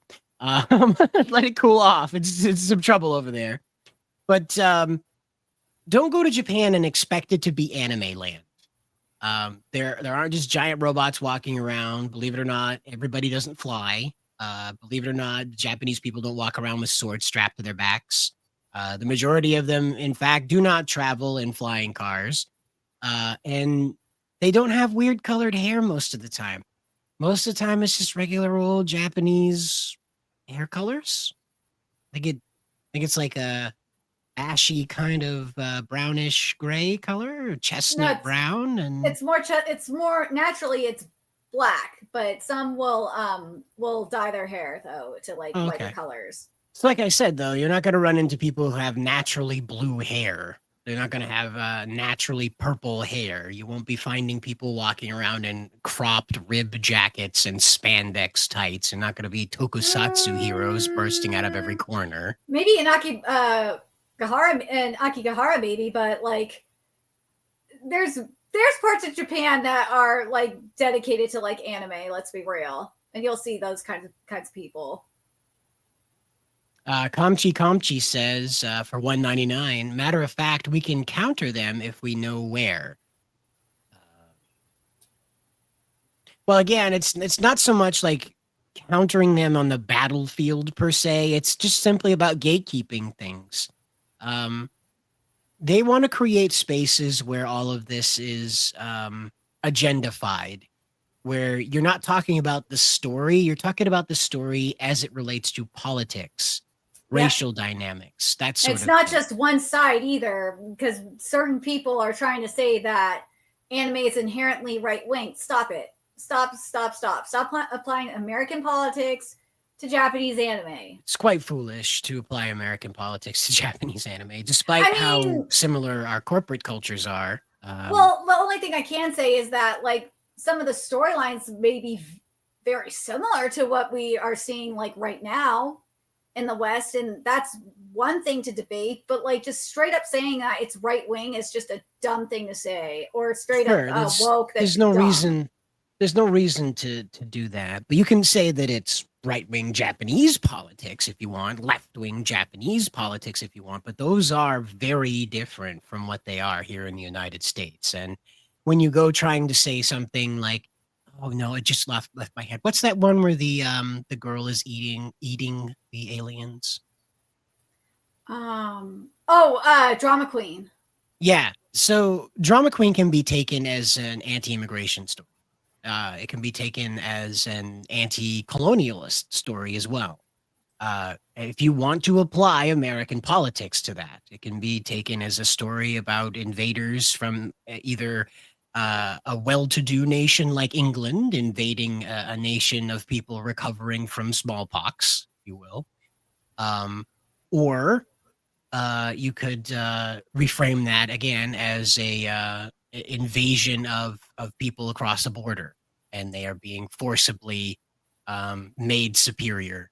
You know, you can go ahead and apply that there, but that's not the case. That's not the inspiration for those things. That's not the politics. That's not the agenda. That's not the worldview even that affects that story. However, you can interpret that way if you want to, because that's how stories work. That's why Hercules means different things to different people. But the problem, in my opinion, and I agree with you, Nerdigans, is when you take this a step further and you say, no, it does mean this. That's wrong. That's wrong. You can derive whatever you want from a SpongeBob episode, but it's wrong to step out and say, no, this means that this character is X, Y, and Z. It's unnecessary. Kamshi from 199 says, I mean, against their insane politics, against the law, against law. Yeah. So when we're doing this stuff, it's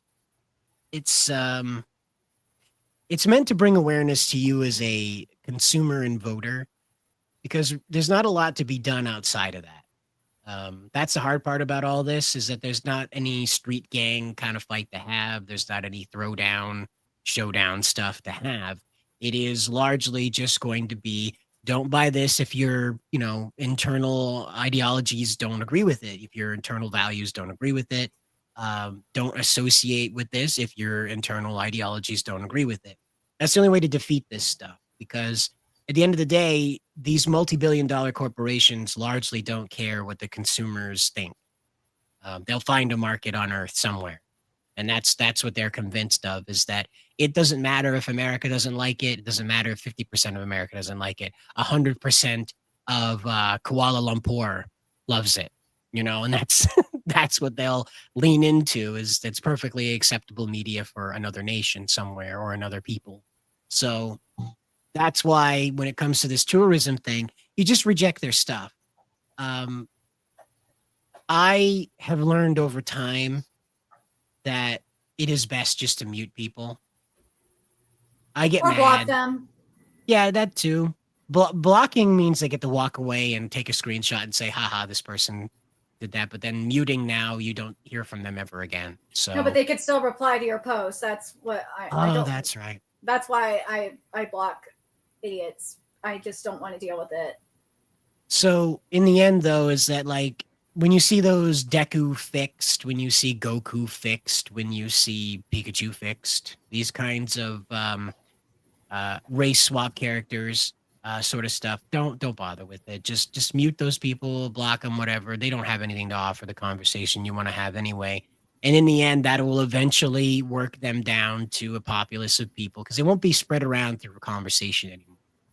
People quote tweeting them and going, oh, look at this. This is dumb. That won't get spread anymore.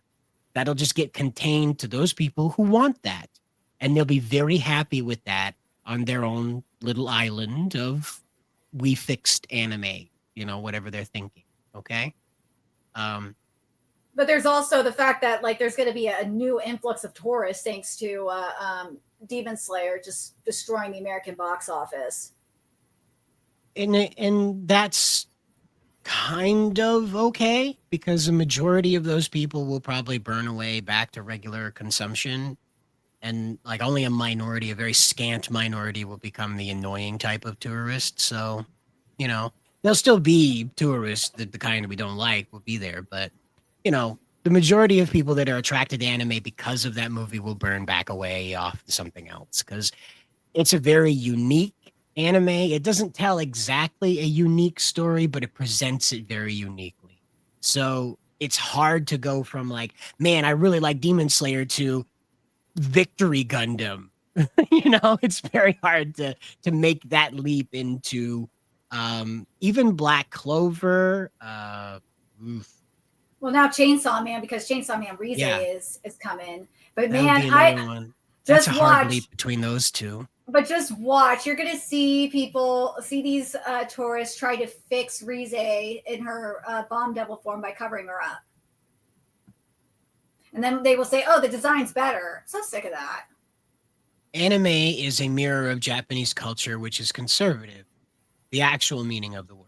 Right, not the American, Rush Limbaugh style conservative. That's because, again, like their society is very traditionalist, very inward, very shame-based, which, again, are hallmarks of what would be classically considered outside of America as a politically conservative viewpoint. So, and again, conservative on the emphasis of traditionalism, on the emphasis on the building of family legacy, that sort of thing, and shame, of course, being another cornerstone of that.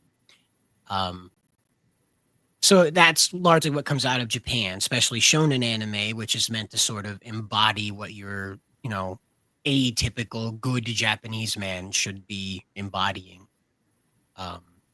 And so when it comes to applying this sort of tourism thing to it, people get confused because they see Deku and he's doing all this self-sacrificing, and they like, yeah, I'll go out in the street and self-sacrifice for my political beliefs. That's not what Deku is doing. I'm sorry, that's not what Deku is doing. He is not out there sacrificing for his political beliefs. He is fighting creatures and other human beings that can murder. You are not. You're out against your fellow countrymen who likewise are just as, spurred to go do crazy things as you are. So Stop. You're not an anime character, okay? Don't do that. Don't, because that's what these tourists mainly are attracted to anime around, is how to warp this into politics. Every time I run across these mega viral threads, it's always these people talking about the politics of it.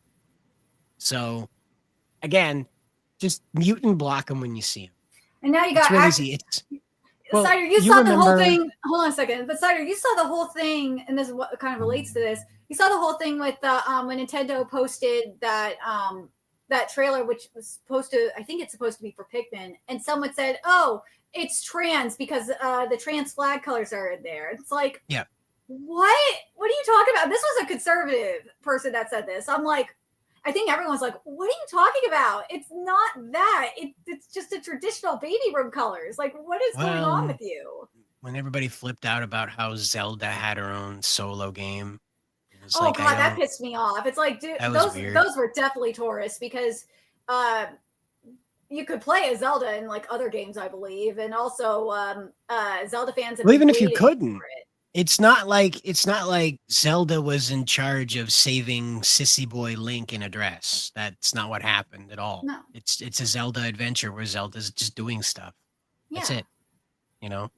But again, I understand where people get annoyed, I guess, with this idea. They like the tourists, there's people who see something and they get an idea of it and they run with it. And that was what was very difficult to fight with Assassin's Creed Shadows. There were a lot of people that got an idea of problems with it and they wanted to run with those as opposed to the actual problems with it. Same with Ghost of Yode, by the way. Yep. It feels like the same thing with there. And a lot of the people that are complaining, they're complaining they can't separate art from the artist because they're just bitching about the voice actress. I'm like, dude, play it in Japanese like you should anyway, because you have the Japanese VA for Joylene voicing Atsu. So you don't have to hear the English. Also, you shouldn't be playing the English version anyway.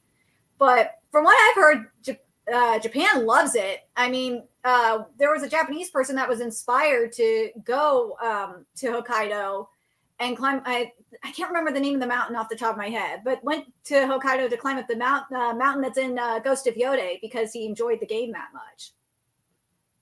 It doesn't surprise me though. But the other thing is that apparently the game kind of has the same tropiness that Assassin's Creed ended up falling into. The different type of emotional plays that the first game didn't really emphasize on. It was more. You mean Ghost of Tsushima? Right. Where that was a bit more of the classic hero's tale, where this one apparently is driving off into some more emotional. Yeah, a lot of emotional.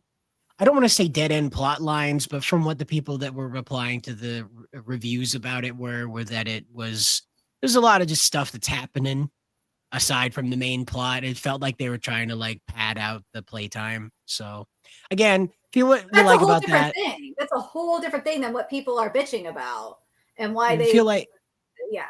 Sure, the voice actress is a mess on her own and didn't help the sales on that by going out and doing that. Because again, like it's about agenda here. It's not about the game. It's about agenda. It's about the process by which we can use this game to beat people over the head with our agenda. It's what Assassin's Creed Shadows was rubbing people the wrong way about, is the force of because again, I can't say it's like a blackening because we don't get that. It's not even that. It's like all the races are just, it's like how they made fucking Namor and underwater Atlantean. Like, I understand that it's hard to sell a guy in Speedos with wings on his feet and he's the king of Atlantis. I got that. But it's really even more harder to explain that Atlantis is an ancient Aztec city and Namor is Namur. So because again, you can't just say it's like blackening, whatever you want to call it. What was that? Takeshi Nagase said, "Black washingu" is how he said it. You can't even call it that.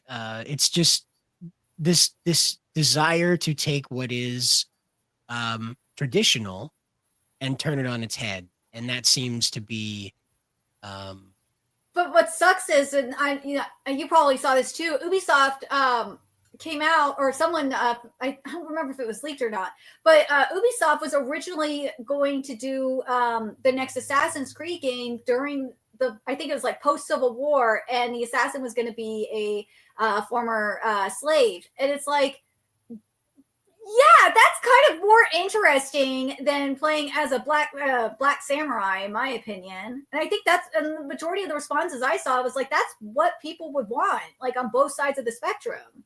They would have liked to play as a slave, assassin as a slave, and like kill the KKK. So I'm just bringing it up here because Spencer wrote an article about it. Yeah, so. I figured that was the case. Yep, sorry about that. So here's the article. It is true. It happened. Not a lot of details are available. Only current and past Ubisoft employees that asked to be left anonymous told Game File about this. And it is just that. That's all that they've explained, is that the game would be set in the post-Civil War era, and you would be playing a former slave who is exacting revenge on the remnants of the Confederacy, the slave markets, people who had a hand in torturing your family, that sort of thing. The usual Assassin's Creed sort of fanfare. I think it's a good idea that they didn't do this. I know right now, anyway. I think, period. Really? The United States has a very emotional relationship with slavery. And so I would say arguably more emotional than any other nation on earth, even the UK. We have a much more emotional relationship with this. And yeah, you're going to get people that come out here and be like, wah, wah, wah, wah, wah, politics, wah, wah, wah, leftist, wah, wah, wah, blah, blah, blah.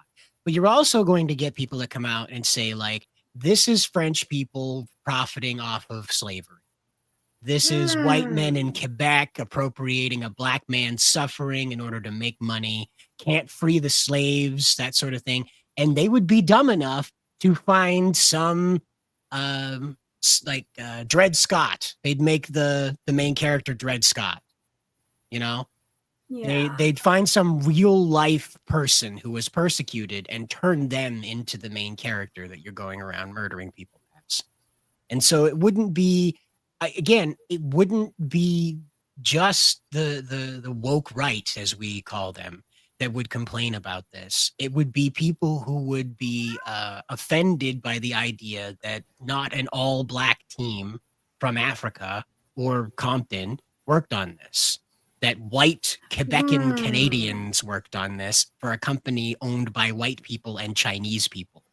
Yeah, I see where you're going with this. Yeah. So it's just, we have a way more emotional relationship with this. Like Jesse Jackson and Al Sharpton made a career out of pointing at anything with a black man in it and calling it racism.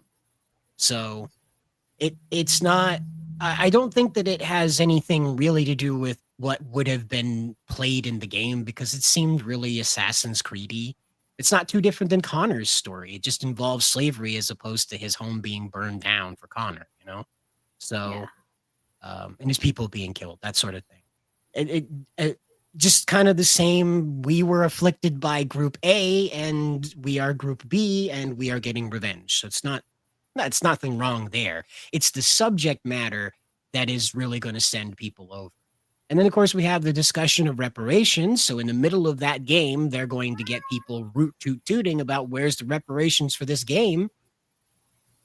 Oh, yeah, there's that too. But I wonder if it would be different if it was like, no, I can't say even an African team making it. It would have to be black, by their logic. It'd have to be like black Americans, like sure, people descended from slavery, you know, NAACP handpicked game devs, you know, because this is for a lot of people in this country, because of how the discussion around race has gone. The depiction of slavery is pretty close to the depiction of Christ's final days. It is an incredibly emotional, visual, I guess like trauma session for a lot of people, because they've been made to believe that they are just like inches away from being tossed back into the cotton fields. And that's, even though that's impossible to do, yeah. But they believe that. And so when you show them slavery, it evokes kind of the same emotions that people get when they see the Passion of the Christ. Could be the same people having these same emotions about it.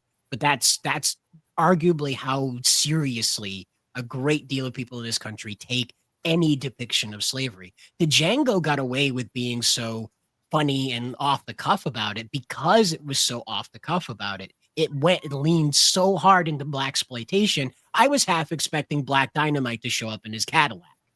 So that's kind of like, that's how it got away with it. But even then you saw people in the background that were like, I didn't agree with this. I didn't agree with that. I didn't like this scene because it depicted too real of what was happening to people at that time. I remember people kept talking about the whipping scene. Oh, yeah. That was too real, that was too honest. You know, and they were enjoying that scene. The guy with the whip was enjoying that scene. So even the actors that would be portrayed in this, you know, the voice actors would catch shit for being the slave owner, the actor that played the slave owner. So there's just no way around it. It would be much better for them to take this idea of liberating the South and go fast forward into the 1940s when everybody was returning from war. And there were some funny talking fellas that were among the returners. Now that would be much more interesting to take the collision of KKK and Nazis, real deal Nazis, and put a character, black or otherwise, in conflict with them in the Assassin's Order. Or do it during the civil rights movement too. That would be another one. I mean, like Mafia 3 kind of did that, but you know, you could still just do Assassin's Creed in the most modern era. I guess that would be the most modern era. Yeah. You know, because I'm also the guy that says you shouldn't do it in World War II. Because, yeah, it sounds really cool to have an assassin going around killing Nazis. Very simple, very neat, right? Well, the problem is in order to motivate that guy to do that, you have to show the fucking Holocaust. And that's not going to be good, guys. A quick time event in the middle of the gas chambers? Really? Yeah. Yeah, you're going to stop the trains taking people? Is that what's going to happen here?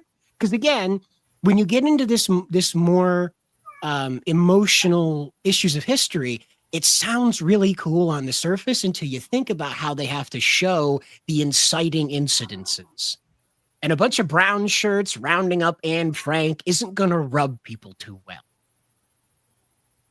That's what art is supposed to do. Art is supposed to make you feel something. But I don't think it's good for a video game to do that kind of stuff, I guess. I mean, like a movie, sure, but like I think in this case though, I think it would have been different like 10 years ago when the Revolutionary War Assassin's Creed came out. I think if this game would have came out like around after that, I think it'd be a different situation. Okay, yeah. If Assassin's Creed had leaned into the American era. For the next game, yeah. Like they could have called that whole thing the American Century. And just kept moving forward through the different stupid eras that we had. Like the War of 1812 could have used an assassin. Yeah, exactly. And the Franco-American Wars, the then you could Indian, have the American Indian War would be the American Indian and the French Indian War would have been cool, and we could play as a Native American. Yeah, we had all that stupid bullshit that we did down in South America. The Panama Canal could have had its own assassin. That whole digging of the Panama Canal could have had its own assassin on either side of that. Aztecs, there's the Aztecs and the Mayans too. They could have had their own assassin going after the colonizers. I know that's pushing it. Assassin's Creed Hexe. I think that's the one that's coming out next. Oh, really? I think that's the one that's set for the Aztecs. I want to say you get the. That will be good. That will be good if that's the case, because there's so much you can do in the ancient world that I don't think has been done yet. So there was a test for this that came out, and it was the Aztec Batman. Yes. And that was very ill-fated. There was a lot of bad ideas. It was a lot of the usual, we're going to teach you what you should have known because you're evil and racist. You didn't know it. Yeah. So if you're not familiar, recently this year, the Batman Azteca, I don't know what that's meant to be. Tocta Imperios. Yeah, something like that. So Batman got an Aztec reforming, where he's fighting the an alternate form, where he's fighting the conquistadors. So the big problem with that is that the Aztecs sacrifice people. And not just anybody. It wasn't like, oh, you're sick and you want to die, so we'll wipe you out and we'll give you to the god. No. It was the strongest of their warriors. It was virgins. There were whole catacombs filled with human skulls. And children too. And children too. The child sacrifices. That's the easy way to get a virgin. So, and that's what it was, is they would sacrifice people for good crops, good, like, to have favor in war, to mostly anything that felt like it was a communal need required a sacrifice. And so Batman protecting that is a lot. And so when you go throwing a assassin into conflict with the conquistadors, sure, it sucks that they went in there and they invaded. Great. Right? Because, whatever. Spain's a pretty big place. You didn't need South America, right? Just like England didn't need the entirety of North America. Well, I'm glad they got it, because that's how I came here. But anyway, when you have an assassin that's fighting the conquistadors, you have to put that assassin in favor of child sacrifice. Because that's what the conquistadors were most offended over and were killing the most Aztecan warriors over the defense of. They wanted to end that, and that's what the big conflict was over. It wasn't that they were walking in and they were like, ew, you people don't have pants. I'm sure that was a big conflict to begin with, but then when they saw them killing people, they were like, we're putting an end to this. And so you have to ask yourself, who's the good guy then? And this is my big problem. Well, no, it's the Assassin's Creed story is supposed to make things pretty clear-cut. The assassin exists outside the law because the law is corrupt. You can't rely on the law because the law falls into control of the Templar. The purpose of the assassin is to be Batman. That's the purpose of the assassin, is to be Batman without the bat. And so that's he's got all the gizmos and all the fancy moves and the karate, all that stuff. Now, when they have to fight the conquistador, you have to ask yourself, am I fighting to protect child sacrifice?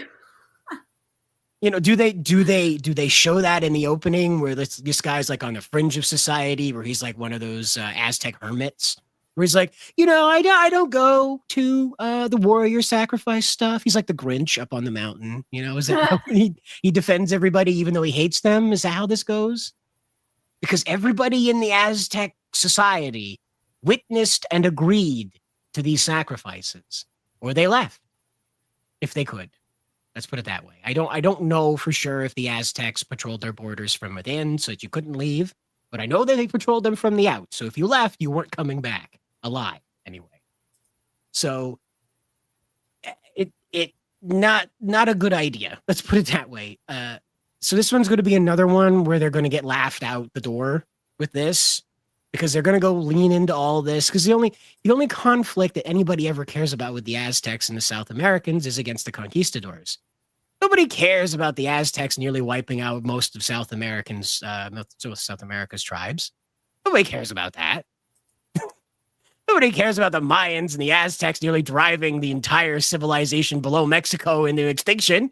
Nobody cares about that. Nobody cares about the Aztecs completely reforming the northern part of South America into one of the most lush jungle growing vegetation places on Earth. Nobody cares about that. They care about the conquistadors showing up and fucking their shit. Well, you can have it, and not with the conquistadors, and just have like have the assassin try to stop the child sacrifices. I guess from within, but where do the Templar come in? They have to come from Europe, and there's only one way that they get in. And it comes from that. Hexa was imagined around the same time as Shadows was. So it comes from this same mentality that we must take what is known and accepted and flip it on its head to teach the world something that, these people sacrificing people, that was their choice. And these conquistadors came in and they said, our God is better. Our God of way of life is better. our armor is cooler. We are going to kill all of you to make sure that you don't continue existing in the way that we don't like. And that's how the story is going to be presented. Yeah, especially if you have the Shadows team on it,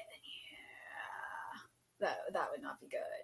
But if this was like a decade ago when Ubisoft was at its prime and actually doing interesting stories, then you could maybe have something there.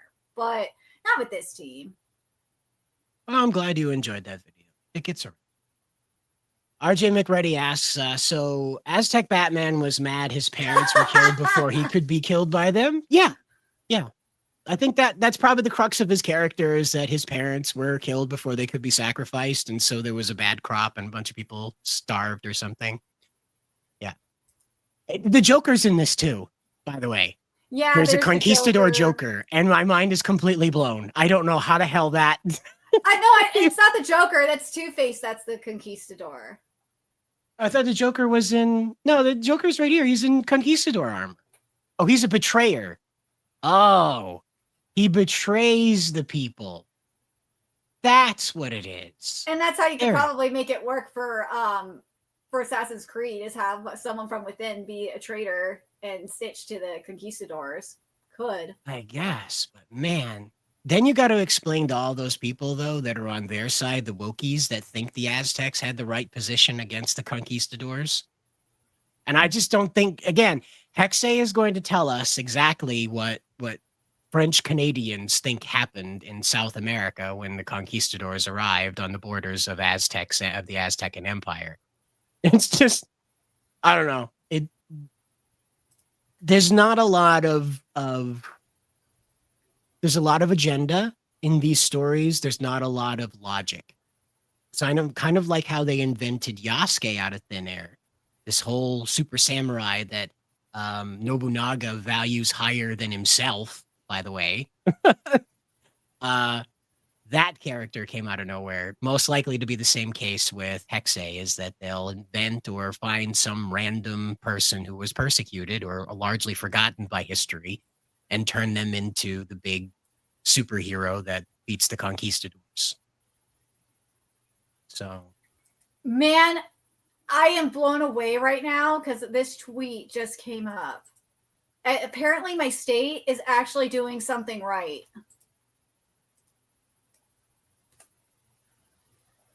What might that be? Newsom actually vetoed a bill that would have been really bad for my, because I am in California, obviously, my First Amendment rights. Right. Didn't see that you sent that through. There we go. Yeah. So I am returning Senate Bill 771 without my signature. The bill seeks to hold social media platforms liable for algorithms that relay content violating specified California civil rights laws to their users. I support the author's goal of ensuring that our nation leading civil rights laws apply equally both online and offline. Likewise, I likewise share the author's concern about the growth of discriminatory threats, violence, and coercive harassment online. I am concerned, however, that this bill is premature. Our first step should be to determine if and to what extent, existing civil rights laws are sufficient to address violations perpetrated through algorithms. To the extent our laws prove inadequate, they should be bolstered at that time. So again, so what he's blocking here is another one of those censorship bills about ID verification. And arguably, it's not the wrong decision to make here to stop that stuff. So I'm not giving Gavin any trouble on that one. Yeah. I don't think his heart's in it. This largely feels like I got to win some points with the rest of the country, so I'd better look like I'm in opposition to speech controls. It's not just that. I think Newsom knows that if he put this law through, that, and there's other laws too, mind you, that he would be facing recall again. I think it's a combination of the two. And it's also that there's no way to enforce any of this. That's the thing, is that federally you can enforce a content ban, Okay, federally you can do that. State by state, not so much. It's sort of like how you're seeing states ban Pornhub, but it doesn't really Well, matter. Pornhub left. Let's be real. They left. It's not like that they're banned. It's just that they're like, dude, we're not going to compromise our users' data. Well, no, in 19 states, Pornhub is officially banned. No, it's not banned. Pornhub pulled. Honey, this is funny. No, Pornhub pulled out of those states because they did not want to comply with their laws. So they are the ones that cut those states off. So yeah, it's not banned. Nah, they just left because they were not going to violate their users' privacy. No, it says right here, Pornhub is blocked in 19 states. Blocked isn't the same thing as banned.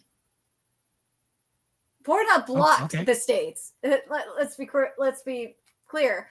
Pornhub blocked the states. Their parent company, ILO, has straight up said that they are not going to comply with these laws and risk user data. Yep. Sure. It's now up to 19 states, though. Arizona just joined in. So the big issue that is going to really break this with Gavin is that there is no way to enforce this. The federal government will make a move on children's controls, certainly. To what extent, I don't know, because there's already parent controls. We are all aware that this is an attempt to steal people's control over their internet browsing capabilities. We already understand. Yep. But it's not about the excuse, porn, it's not about the kids, it's all about control. Right. So the excuse to get to that point is right now pornography. And so Gavin Newsom is correct to inhibit the ability to institute this in the state, because it leads to, like we were talking about earlier, social credit. There's no way around the next governor having access to what you're doing at that point, because they're tracing it. Yeah. In order for you to put in that ID is so they can compare that ID. And then in order to compare that ID, they have to have a master copy. Yep. So this is the issue, is that after a while, you then have institutions fully aware of what you're doing on the internet and then can decide whether or not they want to support that or not. And so one day you might not be able to go to McDonald's and get your Boo Bucket. You might not be able to go to Wendy's and get your Frosty Fright character, because Wendy's has decided that your political affiliation is not allowed to purchase their product. Or your religion.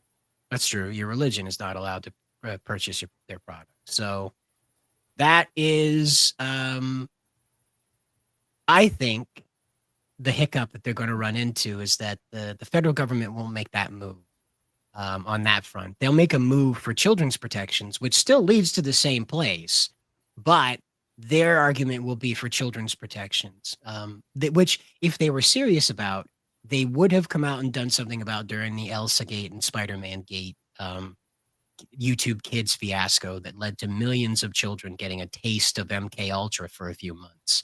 That was mid 2010s. Yeah. Sometime around there. It's still going on, but there's a ton of videos on YouTube that are just straight up porn. Just straight up. You can just click on it, just porn. Thumbnail of a regular old human vagina right there. Just, that's fine. But VTubers are a problem. Right. They can't show skin. Exposing the hip especially. And that's because of COPPA, nerdigans. And that's where But COPPA didn't come through with Elsagate, though. That's the problem. And the reason being is because a lot of that stuff wasn't animated. A lot of that stuff was just image, not image, image, not image, image, not image. And that's why COPPA is so stupid, okay? Because COPPA doesn't stop things that can corrupt children. COPPA instead stops things that are entertainment, period, okay? And things that are corruptive and evil find a way around that. One of the most famous examples that I remember was the Red Spider-Man MK Ultra training. So you'd put this in front of your baby, like when they're in their crib or whatever, their little like tablet mobile or something like that. And it would be pictures of the like a background would be like a city, like a cartoon city. And then you'd have a blue Spider-Man, a row of blue Spider-Man, their heads. And then you'd have a green row of green Spider-Man and a row of purple and a row of pink. And when it got to red, though, right, that red would be deep in the video, so that way the parent would have left the room or disengaged or whatever. When it got to red, it would flash violent imagery, like car accidents, explosions, bombings, people screaming, and it would go back to like yellow Spider-Man, pink Spider-Man, very back to regular old stuff. And that was conditioning the child to feel anxiety every time they saw red Spider-Man. Yeah. And because that didn't get Kappa's attention because it wasn't animated. It was just images flashing. And that's because it's not intended to protect anybody. It's only intended to give the government the ability to abuse their power when they see fit to do so.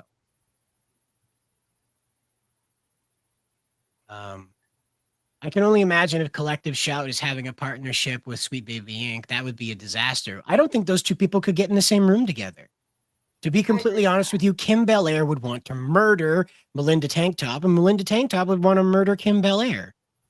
They want to accomplish the same goal, to erase boobs, butts, and femininity completely, because men, horrible creatures, how dare we like those things, right? Nerdigans is just porn. She's just porn. I'm just porn.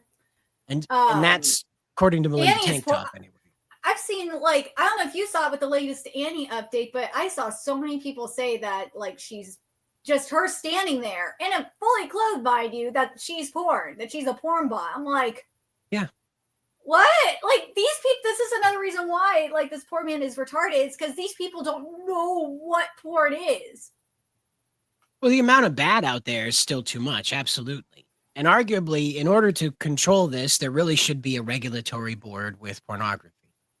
We have a regulatory board for everything else. We have a rating system for children's programs. We really need to be looking into what we're doing with pornography, because if we want to keep it as a steady entertainment, we probably ought to make sure that snuff porn is something that should stay extremely exotic. That pornography involving human waste is extremely exotic. That you really have to go through some permitting to get that done. Okay? We need to make sure that participants are blood tested. We need to make sure that that's something that happens in the porn industry anyway, is they test their actors and actresses all the time because they guess what's not happening in OnlyFans. Yeah, it's not happening in OnlyFans, but I'm talking about professional porn like braziers and shit like that. They test all their porn actors. Yeah, for the professional porn, they do blood testing, they do AIDS testing. They make sure that their performers are healthy. Sure. I mean, arguably you wouldn't want to be the place where everybody's getting AIDS, right? That'd be pretty bad. Yeah, that's kind of illegal. You're in a reputation pretty fast, You're in a reputation. And also, you might go to jail too, because you're knowing. Not in California, because you don't have to declare that there anymore. But the thing that the amount of bad that you're talking about, though, Timon, is that's what I'm talking about. Is a regulatory board for all of it. You have a regulatory board around stuff that's sold for fan art. You post whatever you want that you're doing privately. Put it on Jailboro or whatever. I don't know what else you put. Tumblr doesn't host this stuff anymore, so I don't know where you post it. Twitter still hosts it. Yeah, Blue Sky, that kind of stuff. Blue Sky don't host it. Hosts the non-consensual versions, mind you. Oh, well, and again, so you that kind of stuff. But if you want to sell it, right? Commissions are different. That's not selling it. You're being commissioned to draw something. That's not a sale. If you want to sell t-shirts of your big titty power girl design, you got to go through the same licensing process as the television that the DC and Marvel do when they want to put out a t-shirt like that. I'm sorry. It sucks, right? It sucks, but one bad apple does ruin the whole bushel in this. It's the reason why we're having such a huge argument over lolly porn and things like that, because people have gone and tried and successfully linked it to people who abuse children. That is not the norm, But because a case has been made and a successful one-to-one instance has been shown, it's now been accepted that that is 100% the cause. And that's where where the regulatory board needs to come in and be like, this is fine. This is not a human child. That's what you want to absorb. It's not what we want to absorb. But much like dark beer, light beer, IPAs, this is a form of self-expression. You're allowed to be indulging in it. It's not a real child. On the inverse, when you are engaging in actual child abuse, the regulatory board will be there to take care of that. The laws will be in place to take care of it. Not that they don't exist right now, but the laws that are important to this, to the tracing of child pornography to transform it into drawn art. Those laws will be in place now to take place because they aren't. They're just not there. So when you trace something right now, you take a frame of Charlie Kirk being assassinated and you trace that. That's fine. You could sell that all over the place. You could proliferate that. You could put that in places where you're not allowed to post the actual shooting. Right? That's fine. That's perfectly fine. This is what I'm talking about. When you go and you trace child pornography and turn it into art form, there's no law that does anything to that new art form. It's only to the previous art form. Both of those need to be dealt with because the guy that traced it looked at it. It means he had it on his computer, which we put people in jail for. Okay? This isn't a hard path. And that it sucks, don't get me wrong. I don't want the government to be more involved. I don't want the government to have this. But when you're looking into what could be, right, into the digital ID that tracks everything you do, that assigns a social credit score to everything you do, guess what? I would much rather have a regulatory board that hums and haws over big titty anime girls over a regulatory board that hums and haws over my right to buy a cheeseburger. It's just one of those things where, like, I don't want people to be hurt in this, but I also don't want people to be hurt in this. You see? It gets stupid after a while. It does. For $1.99, we have Kamchi saying, I hope Turning Point will stop the madness. I don't think so. I think that unfortunately they're going to become a new focal point to the madness. A lot of people on the left just largely were not aware of Turning Point. They knew about Charlie himself. They were not aware that he had like an entire organization underneath him. So that's going to become the new NRA, I guess, would be the next comparable group of hatred that doesn't really do anything to warrant that hatred beyond endorsing ideas that another group does not like. So, yeah, because believe it or not, the NRA doesn't go around murdering children in schoolhouses. It's not a thing that NRA members tend to do. But there are gun owners who have done that. And somehow people decided that the NRA is fully in favor of harming children. Crazy. So it was Sakura Mita asking about James Gunn getting fired. Oh, yes. Let's talk about that. So I forget where you stashed that one. That one. I didn't send an article about James Gunn. It might have been. Hold on. We'll dig it up here. I just saw it. I probably have it buried in my, saved. There it is.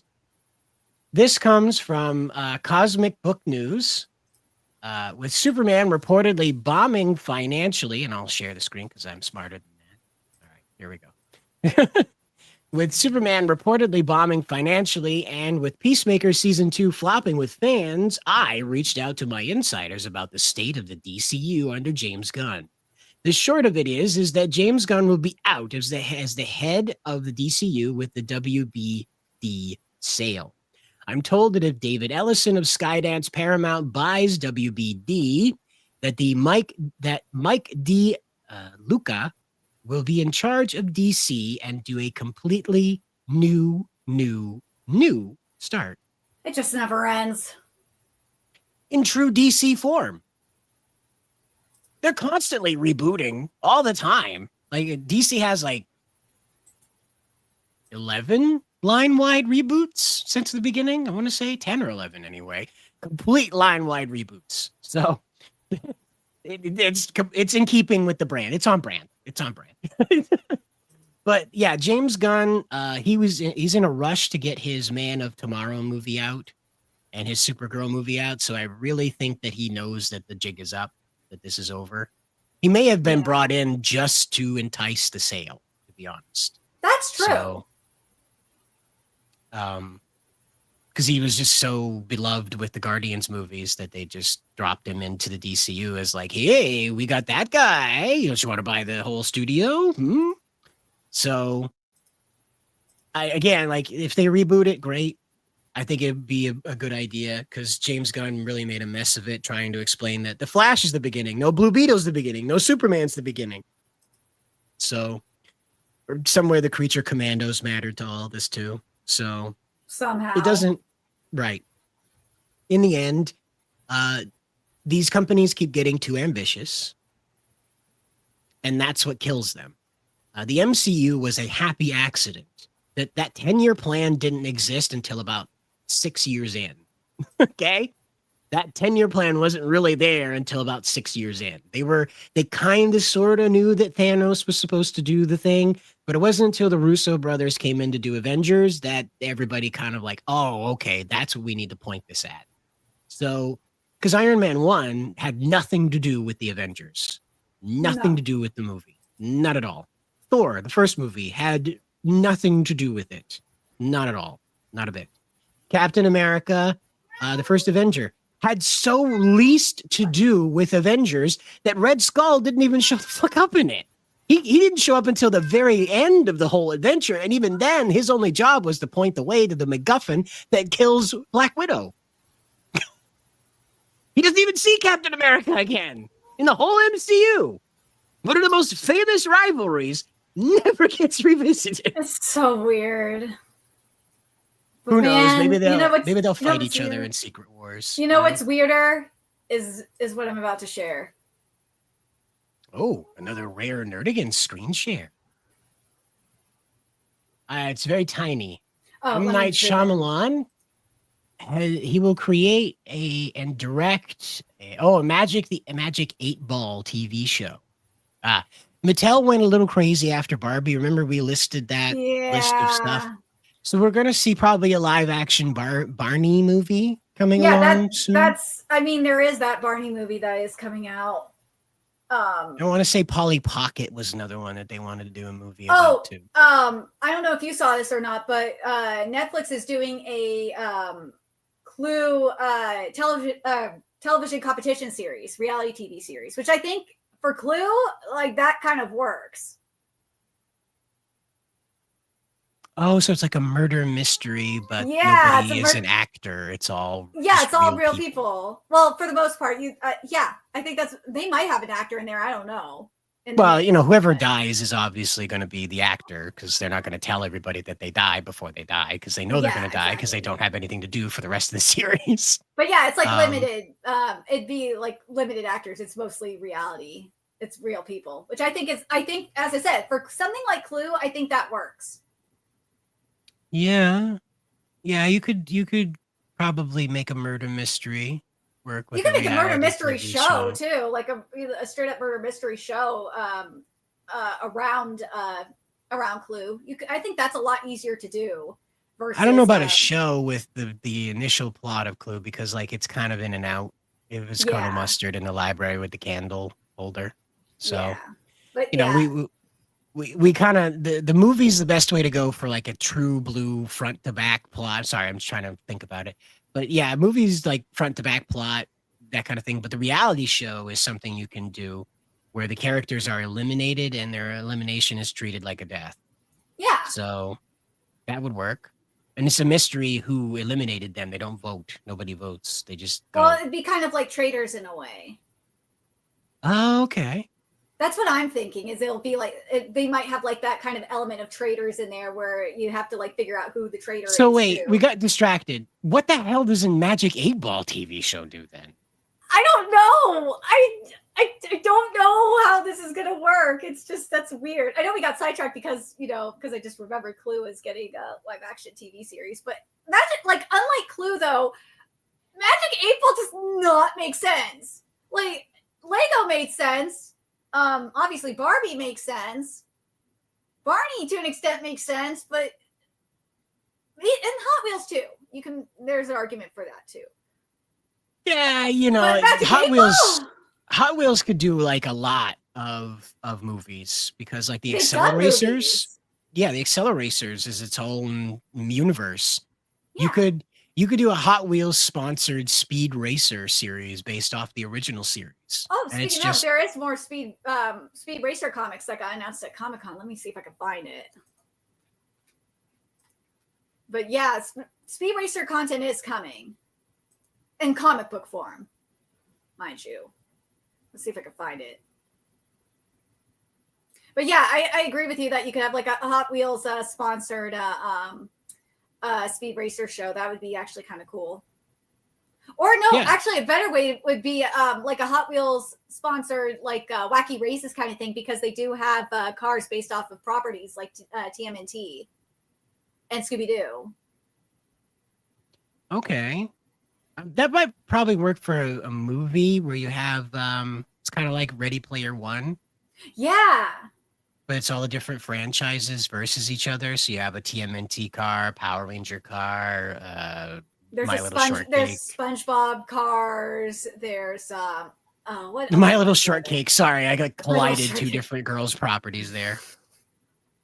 I'm trying to think of the other series. They have a lot of properties. I think that Cars has its own freaking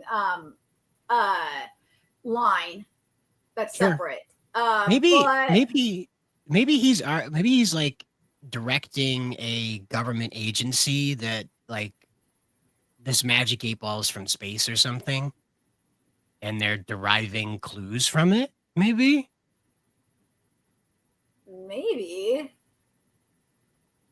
that's weird, dude. I just but the point is, out of all the things to make a property from, the Magic 8 Ball. Oh, I'm sure. And we're going to see a lot of them come out too that'll be even more ridiculous, but they'll be badass, It's sort of like that mishap that happened with Battleship, right? Oh yeah. That was awful. That was god awful. The only thing that was redeemable about that movie was like the 5 minutes that the veterans were moving the ship around, doing crazy stuff on the ship. That was it. The rest of that movie was complete hot steamed ass. Just awful. Awful. I think it was Rihanna's first movie she was in too. So that sucks. Anyway. Well, yeah. Sakura Mita asks, at any rate, we're getting a reboot fatigue, DC reboot fatigue. Like, how many reboots are they gonna pump it up, pump it out? As many as it takes, but again, I think DC would do much better if they just kept putting out isolated stories. Shazam, I think so too. Shazam did pretty well because it had nothing to do with the rest of the DC universe. It might mention it, but it didn't have anything directly to do with the rest of the DC universe. That's why Blue Beetle did okay, is because it largely had nothing to do with Batman and Superman and Wonder Woman or anything like that. It was just this, South American kid, Hispanic kid going through life with an alien bug attached to him, bug armor. So that was okay. We do have the Gundam movie to talk about too. Speaking of New York Comic-Con, while I'm trying to find this, but there's a few things that happened with Gundam. There's a poll on Gundam Info's website to vote for your favorite Gundam mobile suit. So there's that, and then there's the new movie that got announced at Comic-Con, which is going to get a North American theatrical release. Oh, right. Hathaway's Flash. Yeah. The synopsis is there, as in the Witch tweet after. Kill K. Yeah. Turn Here's the the Speed volume Racer down. panel. I'm just gonna mute it. It's in Japanese anyway, so. Not that I'm dismissing it. I just don't speak it, so it's worthless to me to try and listen to this stuff other than the music. It doesn't really help me. So. Yeah. There goes Annie. Oh wait, never mind. I think Elon did that on purpose.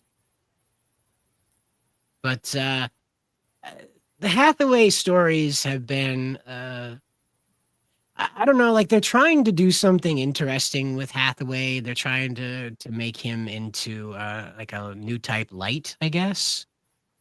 And it's kind of cool, but it's also like, I'm really bored already.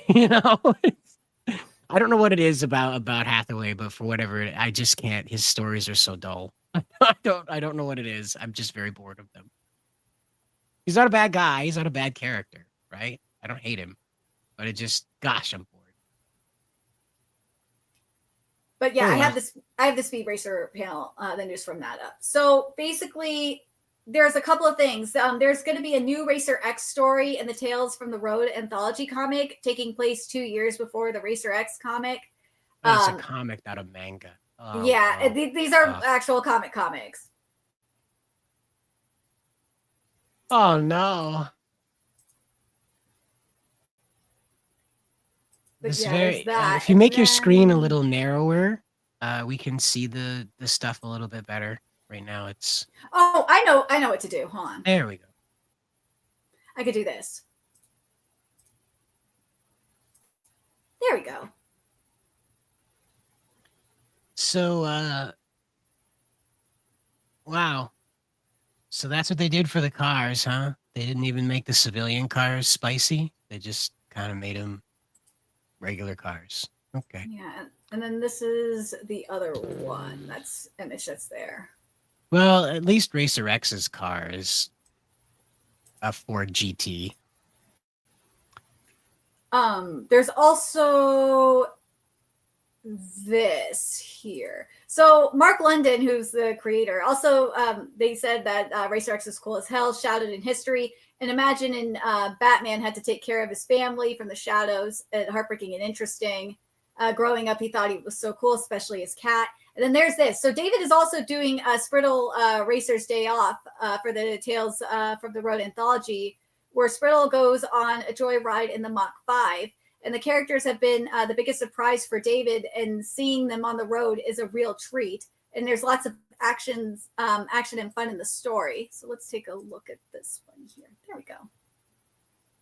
The art here actually looks pretty decent. Oh, they're trying to imitate manga.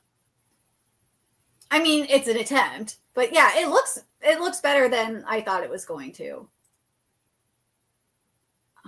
And then I think that's mainly it, right?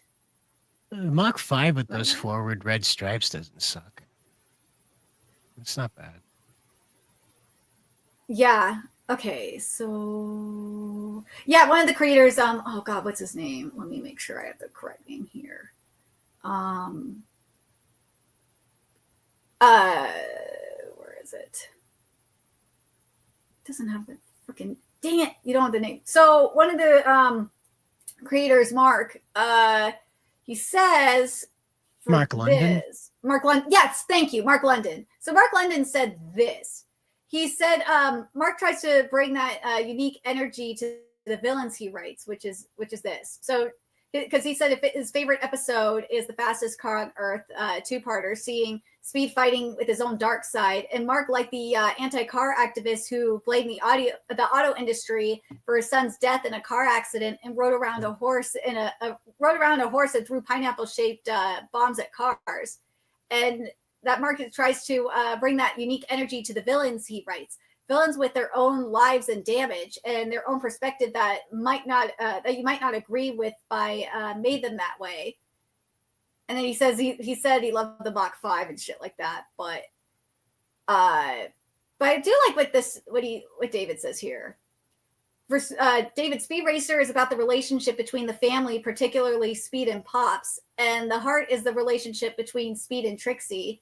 And Speed and Racer X is Vin Diesel and The Rock before Fast and Furious. That's actually funny. It's about a family who has your back no matter what. Like, that's a kind of a good way to look at it. I guess I don't disagree with it. It just feels like a really. It's really like deeper than I thought I ever thought Speed Racer was. Like, but that's an interesting way to think about it. Well, at least it is a well, story about family because the movie emphasized all of that, obviously. that is true. But the thing that kind of caught me off guard here about that statement above was that this guy was explaining that Vin Diesel and The Rock and you know, Speed and X in the original series didn't hate each other. They didn't love each other either. Speed wanted X to be honest, and X couldn't be honest because of his true identity. Now, I don't recall in the original series that Racer X was Rex's older brother. I want to say that that was a story that happened later on, and that Racer X was just, he was a hero who was wanted by the evil guy, the mafia that was in control of the races that they were both in. And because they had a mutual enemy, that's how X and Speed were together. I want to say that's what happened. And it was a later story where Rex became Racer X. Or Rex even came into existence to begin with. I don't think that he was in the original story. So what I'm trying to get at is that, like, it was just a really bizarre statement in my mind because I was like, I don't see Speed and Racer X throwing each other through walls, you know, fighting each other in Brazil. You know, I don't Rio, wherever the hell they were. I think it would make more sense if it was Vin Diesel and Paul Walker that he compared him to. Yeah, you know, that makes a lot more sense. You know, that does. Because, yeah, it's that friendly rivalry where, like, I'm not going to kill you, but I might beat you to this finish line, you know? Not with a gun, just regular car. Speed. Yeah. You know, because like that world is all about cars. It's sort of like in the Gundam Build series, all of their conflicts are solved through Gundam fights, Gunpla battles. Same thing with Speed Racer. All of the conflicts are solved with high speed racing. And so there's no war, there's none of that going on, that kind of stuff. And so, because it's all solved through races. And so that's why it was such a bizarre because I was picturing like Speed Racer being the Vin Diesel in that one, and The Rock being X, and like picking up Speed and like slamming him through a wall. It's like I don't know about that comparison, no. but this also broke like a couple hours ago, and then we were talking about reality TV. Well, Fear Factor's coming back. For God's sake. Johnny Knoxville being the host for Fear Factor, like that feels so appropriate considering like all the crap he did with Jackass. The only one who could have done it better is Steve-O. That's the only guy who could have done it better. Because this is just what Steve-O did on a regular episode. So yeah, that would be the Fear Factor. That would be the Fear Factor to do, is Steve-O just makes you do all the stuff he did in Jackass over the years. That's the Fear Factor challenge. You have to do what Steve-O did. Just a regular episode. I hope that some of the challenges that are in Fear Factor are based off of Jackass skits, because there were some really good ones. And especially if they're talking about in terms of like eating shit too. But the bungee cord outhouse. Yes. Porta potty, that was awful. I have nightmares about that still to today. You know, like the one that the noises Steve was making when they got up on that, when the camera got there. I was like, they haunt me still. I've never heard another living creature make that noise. Then there's the one that like sticks out in my mind. Dead ones make that noise. The one that sticks out in my mind that I think would be good is I think it was in Jackass 2 when Bam was in that van full of snakes. Yes. Yep. Yeah, like that. Oh God, that is like my worst nightmare. Oh my God. And there was Son of Jackass, where one of them there, where the other dead guy in the Jackass Ryan, crew. Oh God. Yeah, the dancing guy, the sexy dancing guy. He put a car up his ass. Remember that? Yes, I remember that. And he had to have a Japanese doctor remove the condom with a car out of his ass because he couldn't get it out. I don't know if they'll do that for Fear Factor, but like, yeah, I don't think so. I don't think that'd be like the X-rated one. Yeah, no. Aren't they getting rid of Hulu? So what's the point of this? Well, it's next day Hulu. It's going to be on Fox first, and then it will be on Hulu the next day. It won't be But on Hulu because well, Hulu's not yeah, going to be a thing. Hulu's going to be part of Disney Yeah. Plus. So They're getting rid of Hulu, the app, completely, though, aren't they? I thought I read that the other day that the Hulu app's going to be shutting down. It's that going will to be suck. straight up Disney. So you got to go to Disney Plus for everything. I mean, it's better than having two separate subscriptions. I was surprised Fear Factor didn't hire Keanu Reeves. I No, don't think Keanu's nah, really associated with extreme anything. Like, I know the John Wick stuff paints him as a badass, but like or when same you're with the hiring, Matrix. yeah, when you're hiring Keanu to be Keanu, like you're not giving him a script, he's pretty soft. So I don't think a lot of, because this stuff isn't going to be scripted. This is just somebody being fed rotten fruit and cockroaches and beans, and if they barf, they lose. So I don't think Keanu is going to be much use there because he's going to be like, all right, good try. I probably wouldn't have made it as far as you did. Like, I probably wouldn't have even got here. So, like, good try. Meanwhile, Johnny's gonna be like, "Oh, you pussy! We brought Steve-O here. He's gonna drink it in front of you, out of your ass." Dude, You know? I would love to see. I would love to see like them bring like members of the Jackass crew for like a special guest. No, or he's not gonna something. be there. Yeah, there's a couple, but no, like I just think, well, Bam Margera probably wouldn't be there either. Yeah, he's probably. not gonna be there. Nah, but like I He's think busy some with of the Tony Hawk anyway. yeah, he's busy with Tony Hawk now, but still, like I think there could be some really good collabs going on with Fear Factor, Sure. with, like the old Jackass crew. They but won't do it though. They won't. They won't. Fox. I don't think Fox has the balls to do it. They'll do something stupid like bring Zach Galifianakis on to jump into a pool of pudding, and that'll be the ooh-ah moment. You know? Yeah. Because they can't help themselves. And again, Fear Factor is another one of those ones where it's like stupid human tricks, you know? Jack Hanna's stupid human tricks. So I mean, you can make the argument that, like, well, especially in the old days of MTV's The Challenge, it was kind of like that too, because they, over the years, actually, they've eaten like really, really nasty shit. oh sure. money. I mean, Anthony Bourdain's Abroad was about that too. People eating weird stuff. I don't know how anybody sits through it. I can't do it. Like this right here just turns my stomach if somebody poured that into a glass after this instead of over the logo. I would have been like, well, gotta go. Can't do this. But yeah, so there's a lot that they could do with this. You know, there's a lot out there again. Like, I don't know about reality TV in the future because we kind of like, we have TikTok, we have live streams, you have Twitch, Kick. Like, I don't know what reality TV is anymore. Well, also the thing with reality TV now is that people feel like they have to script themselves and produce themselves so that they don't get attacked online. So it's not like remember reality TV back in like the 2000s and 90s, because there was no social media back then. Well, there was MySpace and Facebook at most.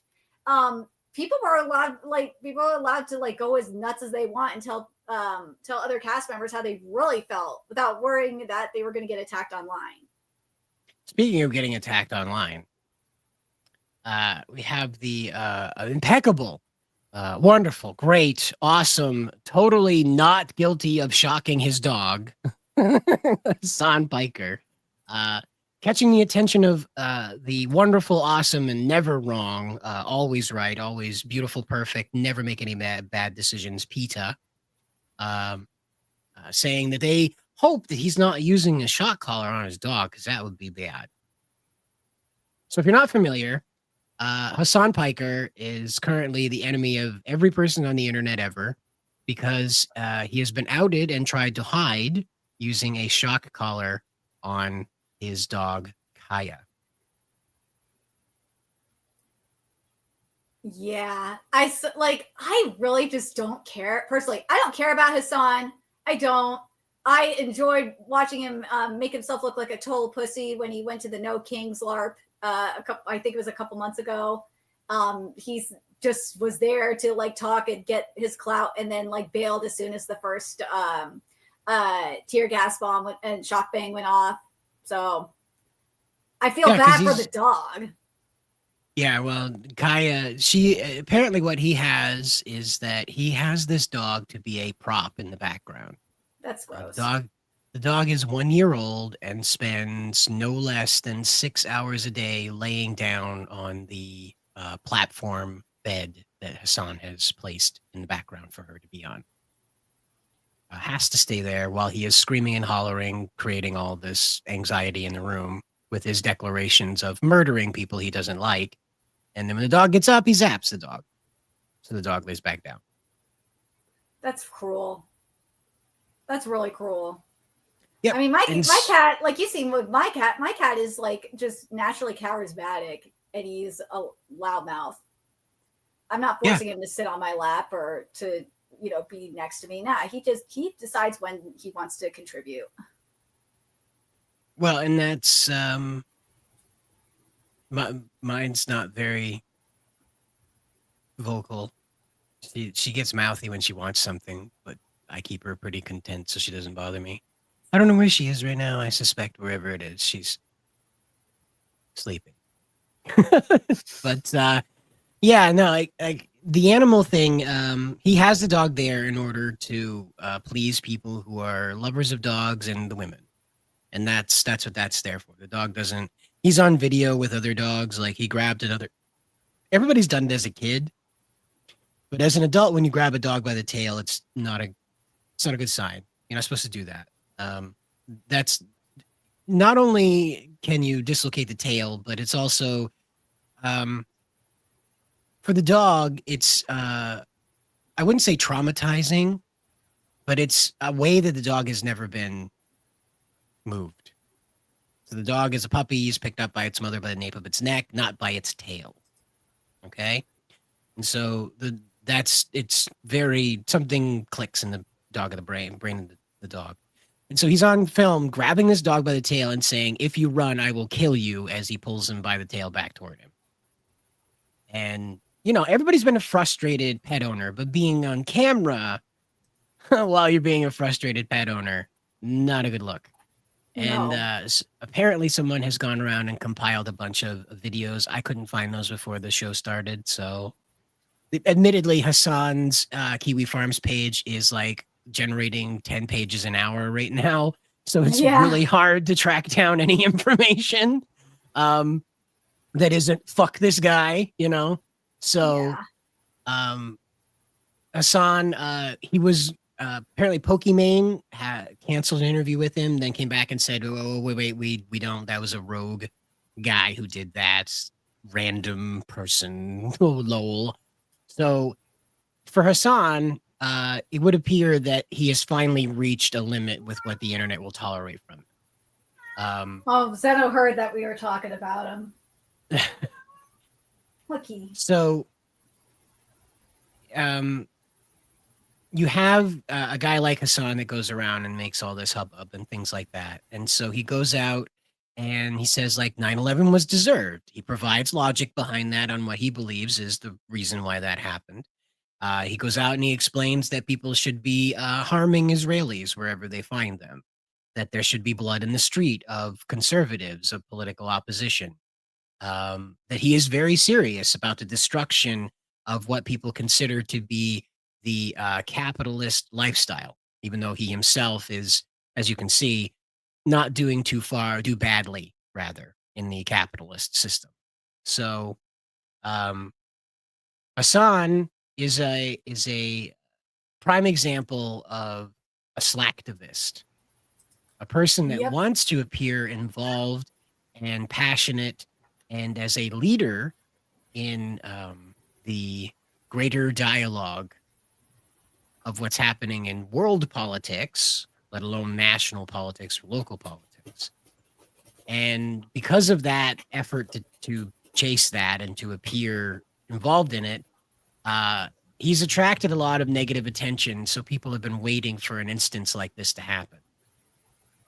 I think it's great that Hassan has been outed as a person who does not have a lot of social consciousness. I am glad that he is aware that he is circling the drain on this topic. And I hope that Asmongold takes every opportunity to dunk on him for it. He and Destiny have really racked up quite a few stellar statements over the past couple of years.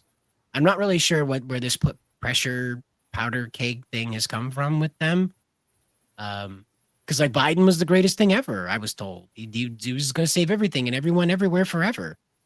So I don't understand why they got so tightened up over the years, but here we are. And the funniest thing about this whole thing is that Hassan has positioned himself in the past as an animal rights advocate. And what do you know, right? What do you know? Hassan Piker ends up being a terrible human being after all. But that is Hassan Piker's problem, not ours. Yep. Was there another one here before we close down? There was Trigun Stargaze because Millie is actually in the show. We got confirmation of it, and Trigun Stargaze, this was at New York Comic Con, and I'm writing an article about this. They revealed a trailer, and this trailer here, and Millie makes her appearance here, and we also got a character visual. They did change her appearance a little bit. They made her hair shorter for one thing, but like the fact that Millie is in this anime now, like I know so many Trigun fans are excited, and Stargaze is the adaptation. This is going to be Orange's take on Trigun the Maximum, which is the sequel manga. Stampede was Orange's adaptation on of the original Trigun manga. So there she is. There's Millie. Yes, there she is. I know people don't like the CGI, but this is Orange CGI. This is not your crap CGI that you see like from JC staff. Nah, Orange knows what they're doing with CGI. And I personally, I just the whole effort to redo Trigun has bothered me, so I'm not been invested in this. So at least they're trying. That's what I can give them. There needs more space cowboy stuff needs to exist. So I'm glad that this is real. Well, the thing is the original anime didn't adapt all the content in the manga. Sure. I'm not. I just, it doesn't engage me. I don't hate it. It's just not, I'm not interested. I'm not gonna lie. I do wish Fascist design looked a lot better. It looked more like the actual, Vash that we've seen in both the manga and the original anime. But the thing that Orange is good at is they're good at movement with CGI. Because a lot of the movement you see with CGI character models in anime and even American cartoons is really stiff. This is fluid. Well, maybe not as fluid as Soseki no Kuni. That is cinema. But they do a really good job with action. They do. Yeah. Maybe it would have been better to do an original series, but I get it that Trigun is something that's going to get people's attention. And it's a safe bet as opposed to a brand new property that you have to introduce people to. Well, apparently I don't hate Trigun. Well, I just think it's one of those one and done anime. That's what I think. It's one of those one and done. There's no bigger story to tell than Vash versus Knives. There's just no bigger story. Well, there's the fact that the Orange CEO, he said that he wanted to do Trigun from the very beginning. Like when he launched Orange. And I think some of the anime that they've done, like Hoseki no Kuni and Beastars, this is my tinfoil hat theory here, was so that it would get the Trigun license. Yeah, there we go. That's fair. I mean, I guess people, if I was put in charge of Power Rangers, people would be like, it's not really for me. I'm not really into this. This doesn't look like something I want to be interested in. This series was a one-off for me, that kind of thing. So I can accept that if I was put in charge of that, I would probably have a vision that would be off-putting to other people. Again, I'm not a Trigun hardcore professor of anything like that. I'm not a Trigun head or anything like that. It's just one of those ones like Cowboy Bebop where it was like, that's the story. It's over. So it's hard for me to come back and be like, let's watch Vash fight some other characters that aren't knives now that we know how this all goes. Well, it's gonna ultimately come back to fighting Knives again because Knives is still Sure. alive. That's why And it's that's like my big problem. Who wants to watch Dragon Ball over again? Nobody. That's why Daima was important, because it took us back to tiny kid Goku. It took us back to tiny kid characters doing tiny kid stuff, saying tiny kid things most of the time, without having to go back to the age of the Red Ribbon Army and Captain Blue and all that stuff in the beginning. And that's kind of my problem with like these revival series and things like that, is like it's retreading old ground. I appreciate that they're doing this thing that the manga didn't, excuse me, that the anime didn't do. Don't get me wrong. I just think that the story that the anime told was one and done, like Cowboy Bebop. Big O, I wouldn't want a sequel to Big O. I wouldn't even know where to begin with a sequel to Big O. That was shitty, and the ending was shitting. Believe me, it was awful.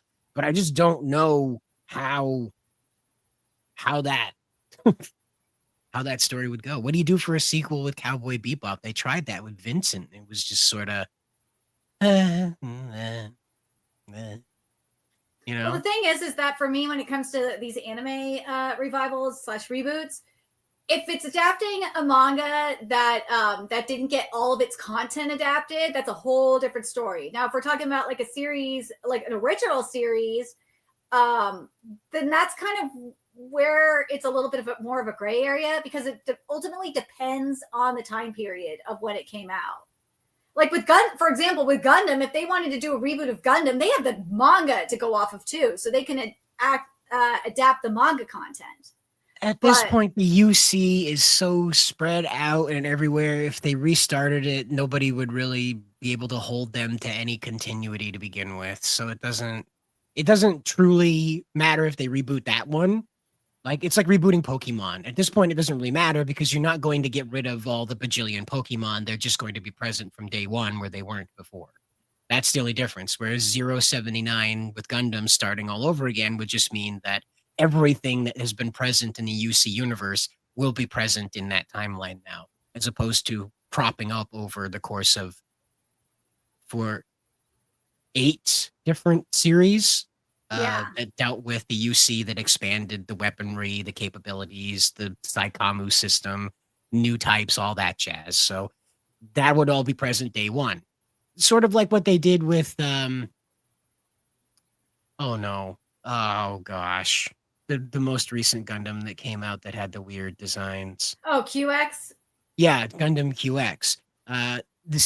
Even Grandpa Gundam, the original 79, has the spherical combat system now, the spherical cockpit that has the surround vision. It's not 5 screens, you know, it's surrounding you and, a couple of joysticks, and hopefully you can figure that out, kid.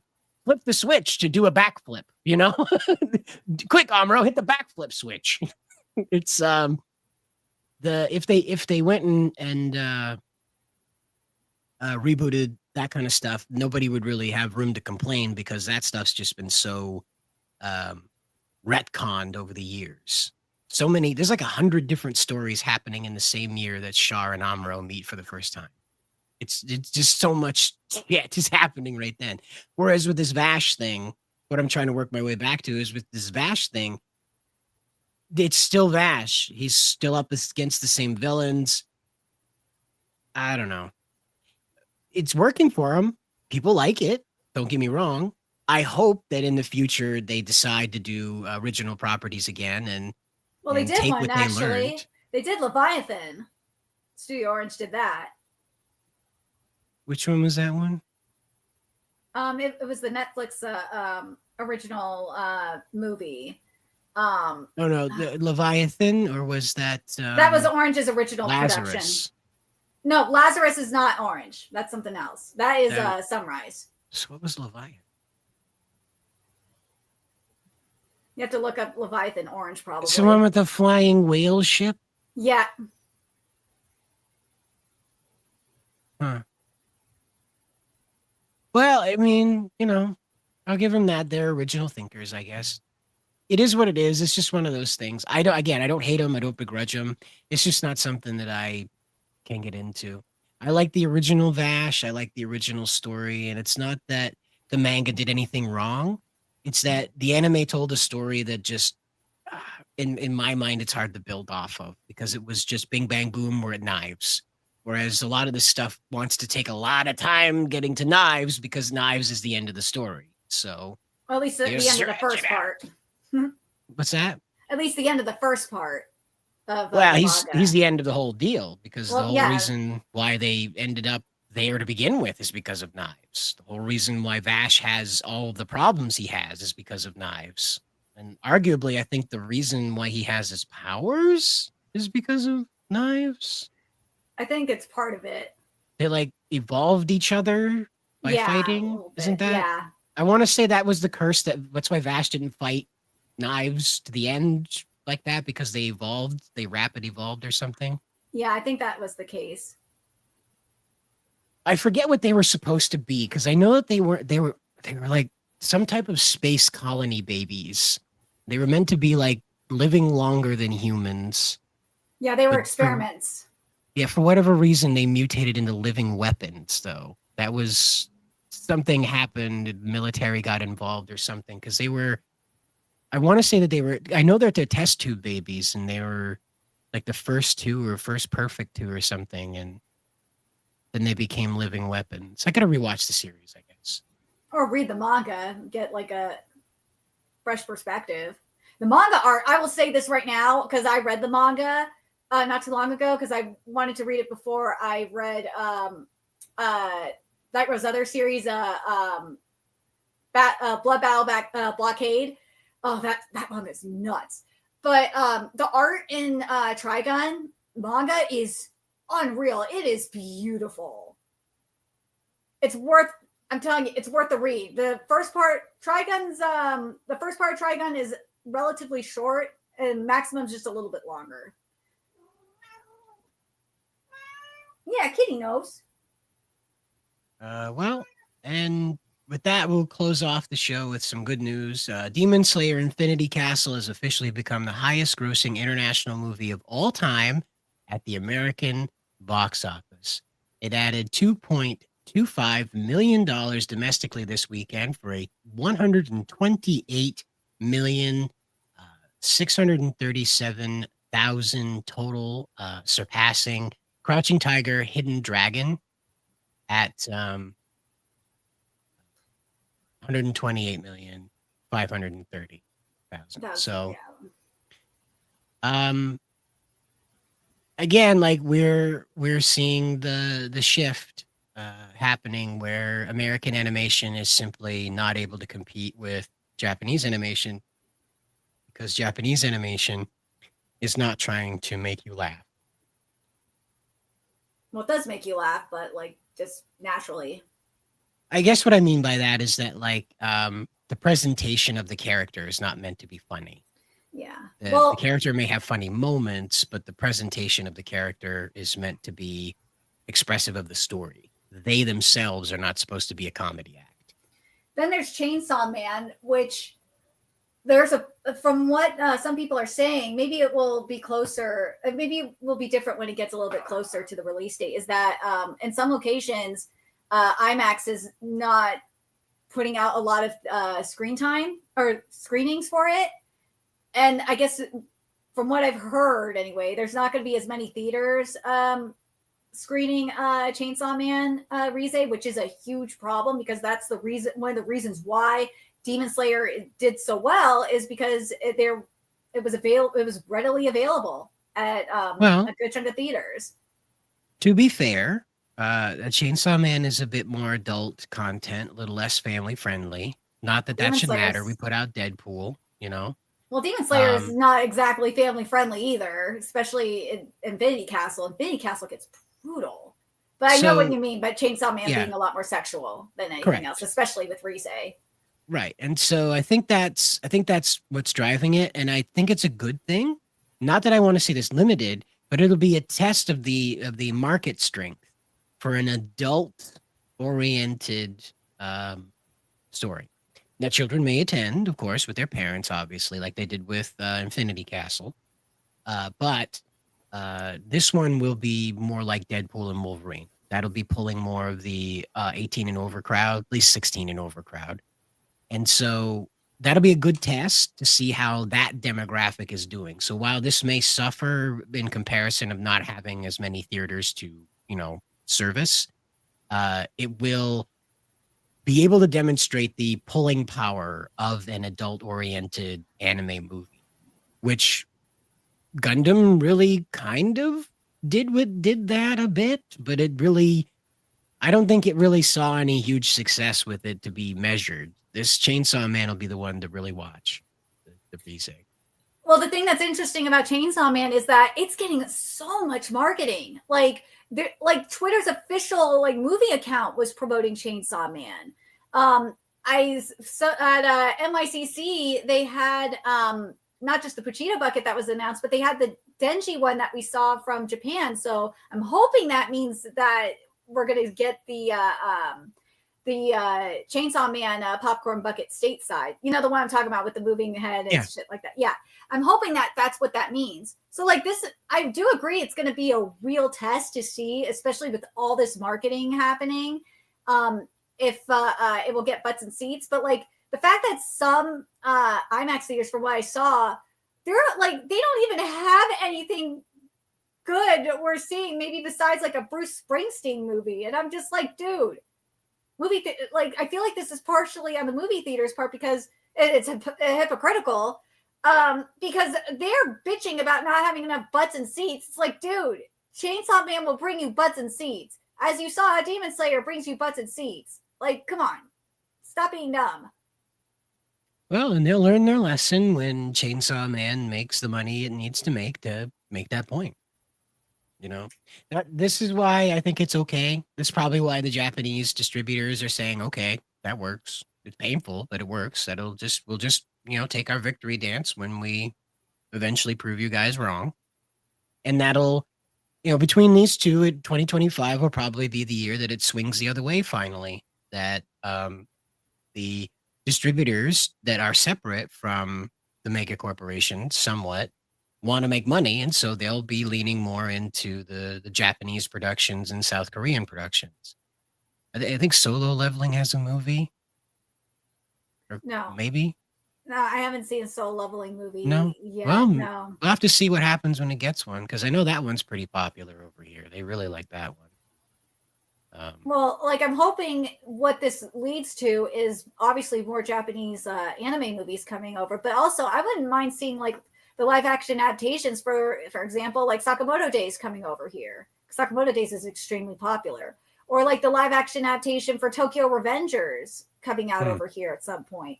I mean, Godzilla is already they saw Godzilla was pulling in numbers, and that's a Japanese live action movie. So it's I just don't part of me is I just don't understand. You're seeing all these numbers, yet you dumbass theaters are not thinking, oh, we can make money by bringing in these Japanese properties. We could probably make money. Same with South Korea. I mean, look at what happened with Demon Hunters, K-pop Demon Hunters. How much money that brought to theaters.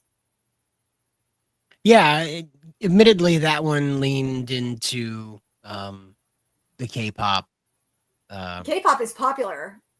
Yeah, well, they leaned into the K-pop fan base for that one. So I think that one, the companies are more confident in that because they could just instantly get a result on it. Whereas when you searched this other stuff,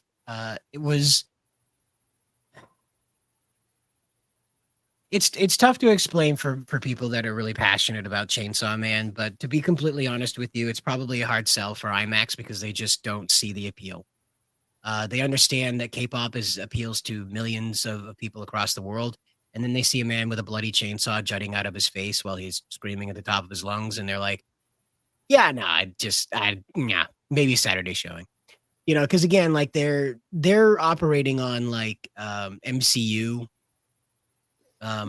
levels. A lot of these people that run the movie theaters are not cinephiles anymore. They're chain theaters owned by corporation. The corporation says, that's a man with a chainsaw sticking out of his face and blood's going everywhere. This is really sexual. We should probably not make this an IMAX thing. So again, and we're still dealing with people seeing animation as a children's genre. So again, 2025 could stand to break that. I mean, To we're still seeing that. change. We're seeing that with video games still too. Yeah, People yeah. think video games is a kid's thing, and like you see people bitch about like I was it Silent Hill that it was under. I can't remember which game specifically, but like they're bitching about like a sexual content in a game. It's like, dude, the ESRB exists. Sure, we have a rating system on all that stuff, as it should be, like anything else. We're gonna have to probably hear the same thing from these people when Chainsaw Man Rise comes out, and all will say, and this is why I think Mappa had it, rated R, which I think is smart, is that people would be like, yeah, that's a rated R movie. It is not for kids. Like, why are you taking your kid to this? You still have like Super Sentai, right? I guess, as far as I know, that hasn't stopped being a thing.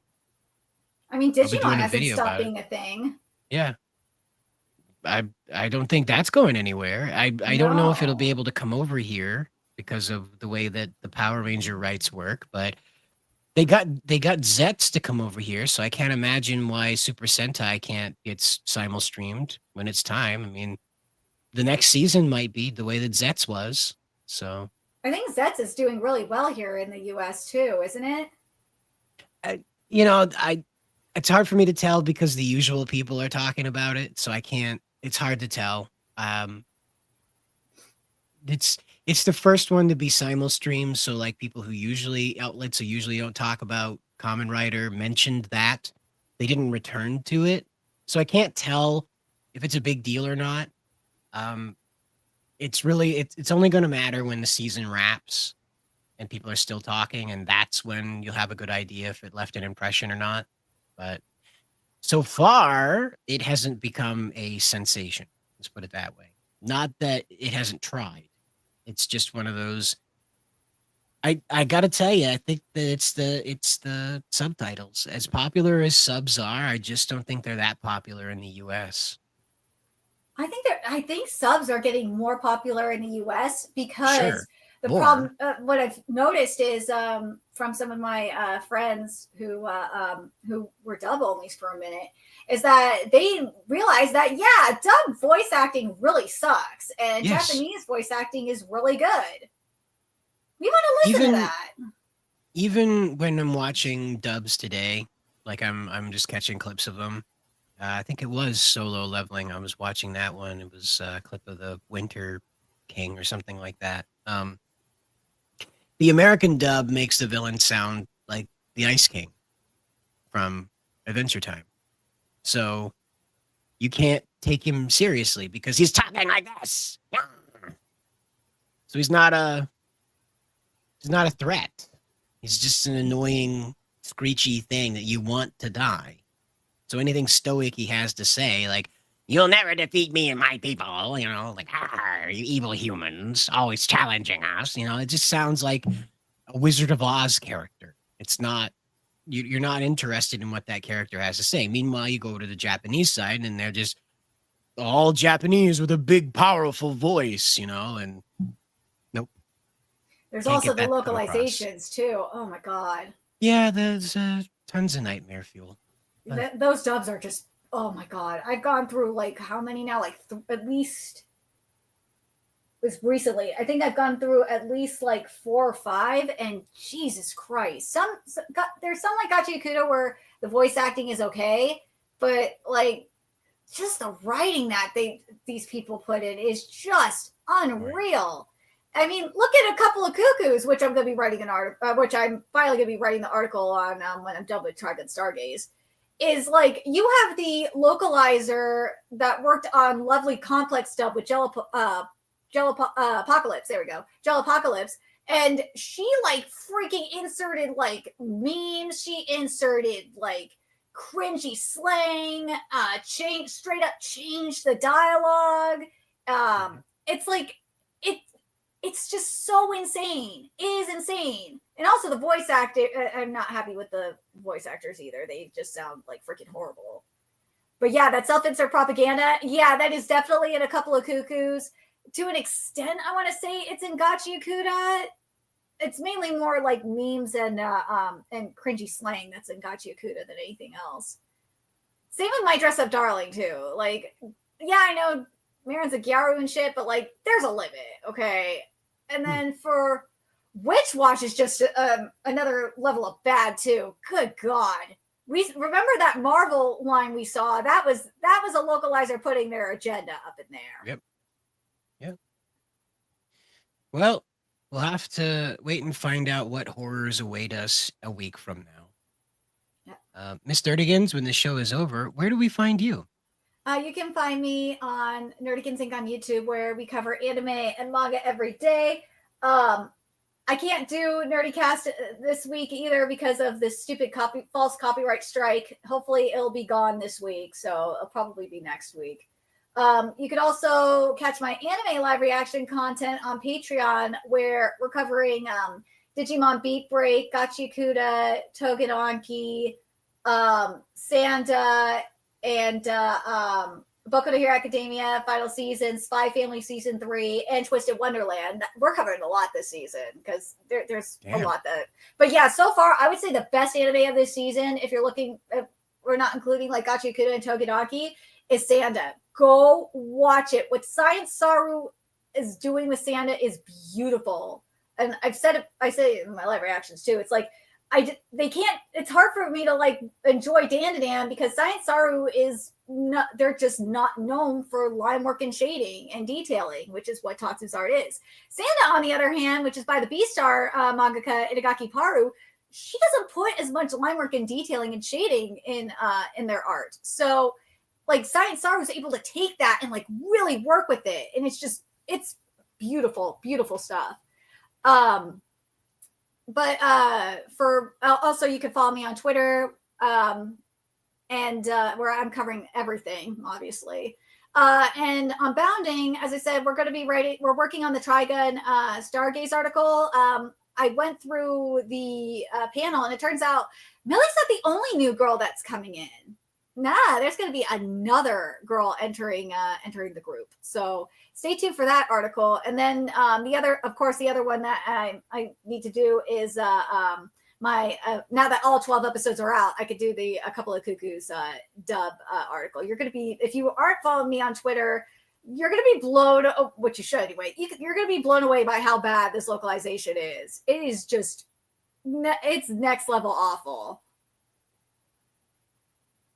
Well, and with that, though, make sure you tune in to the other side of the Japanese content where we talk about Super Sentai and Power Rangers around here, as well as gaming news here on Bounding Into Comics, as well as boundingintocomics.com. Make sure you check out our community where we're talking about all sorts of things out there. And for God's sakes, don't go see Tron Ares. Please save the universe. It's a creature feature on the dance floor tonight.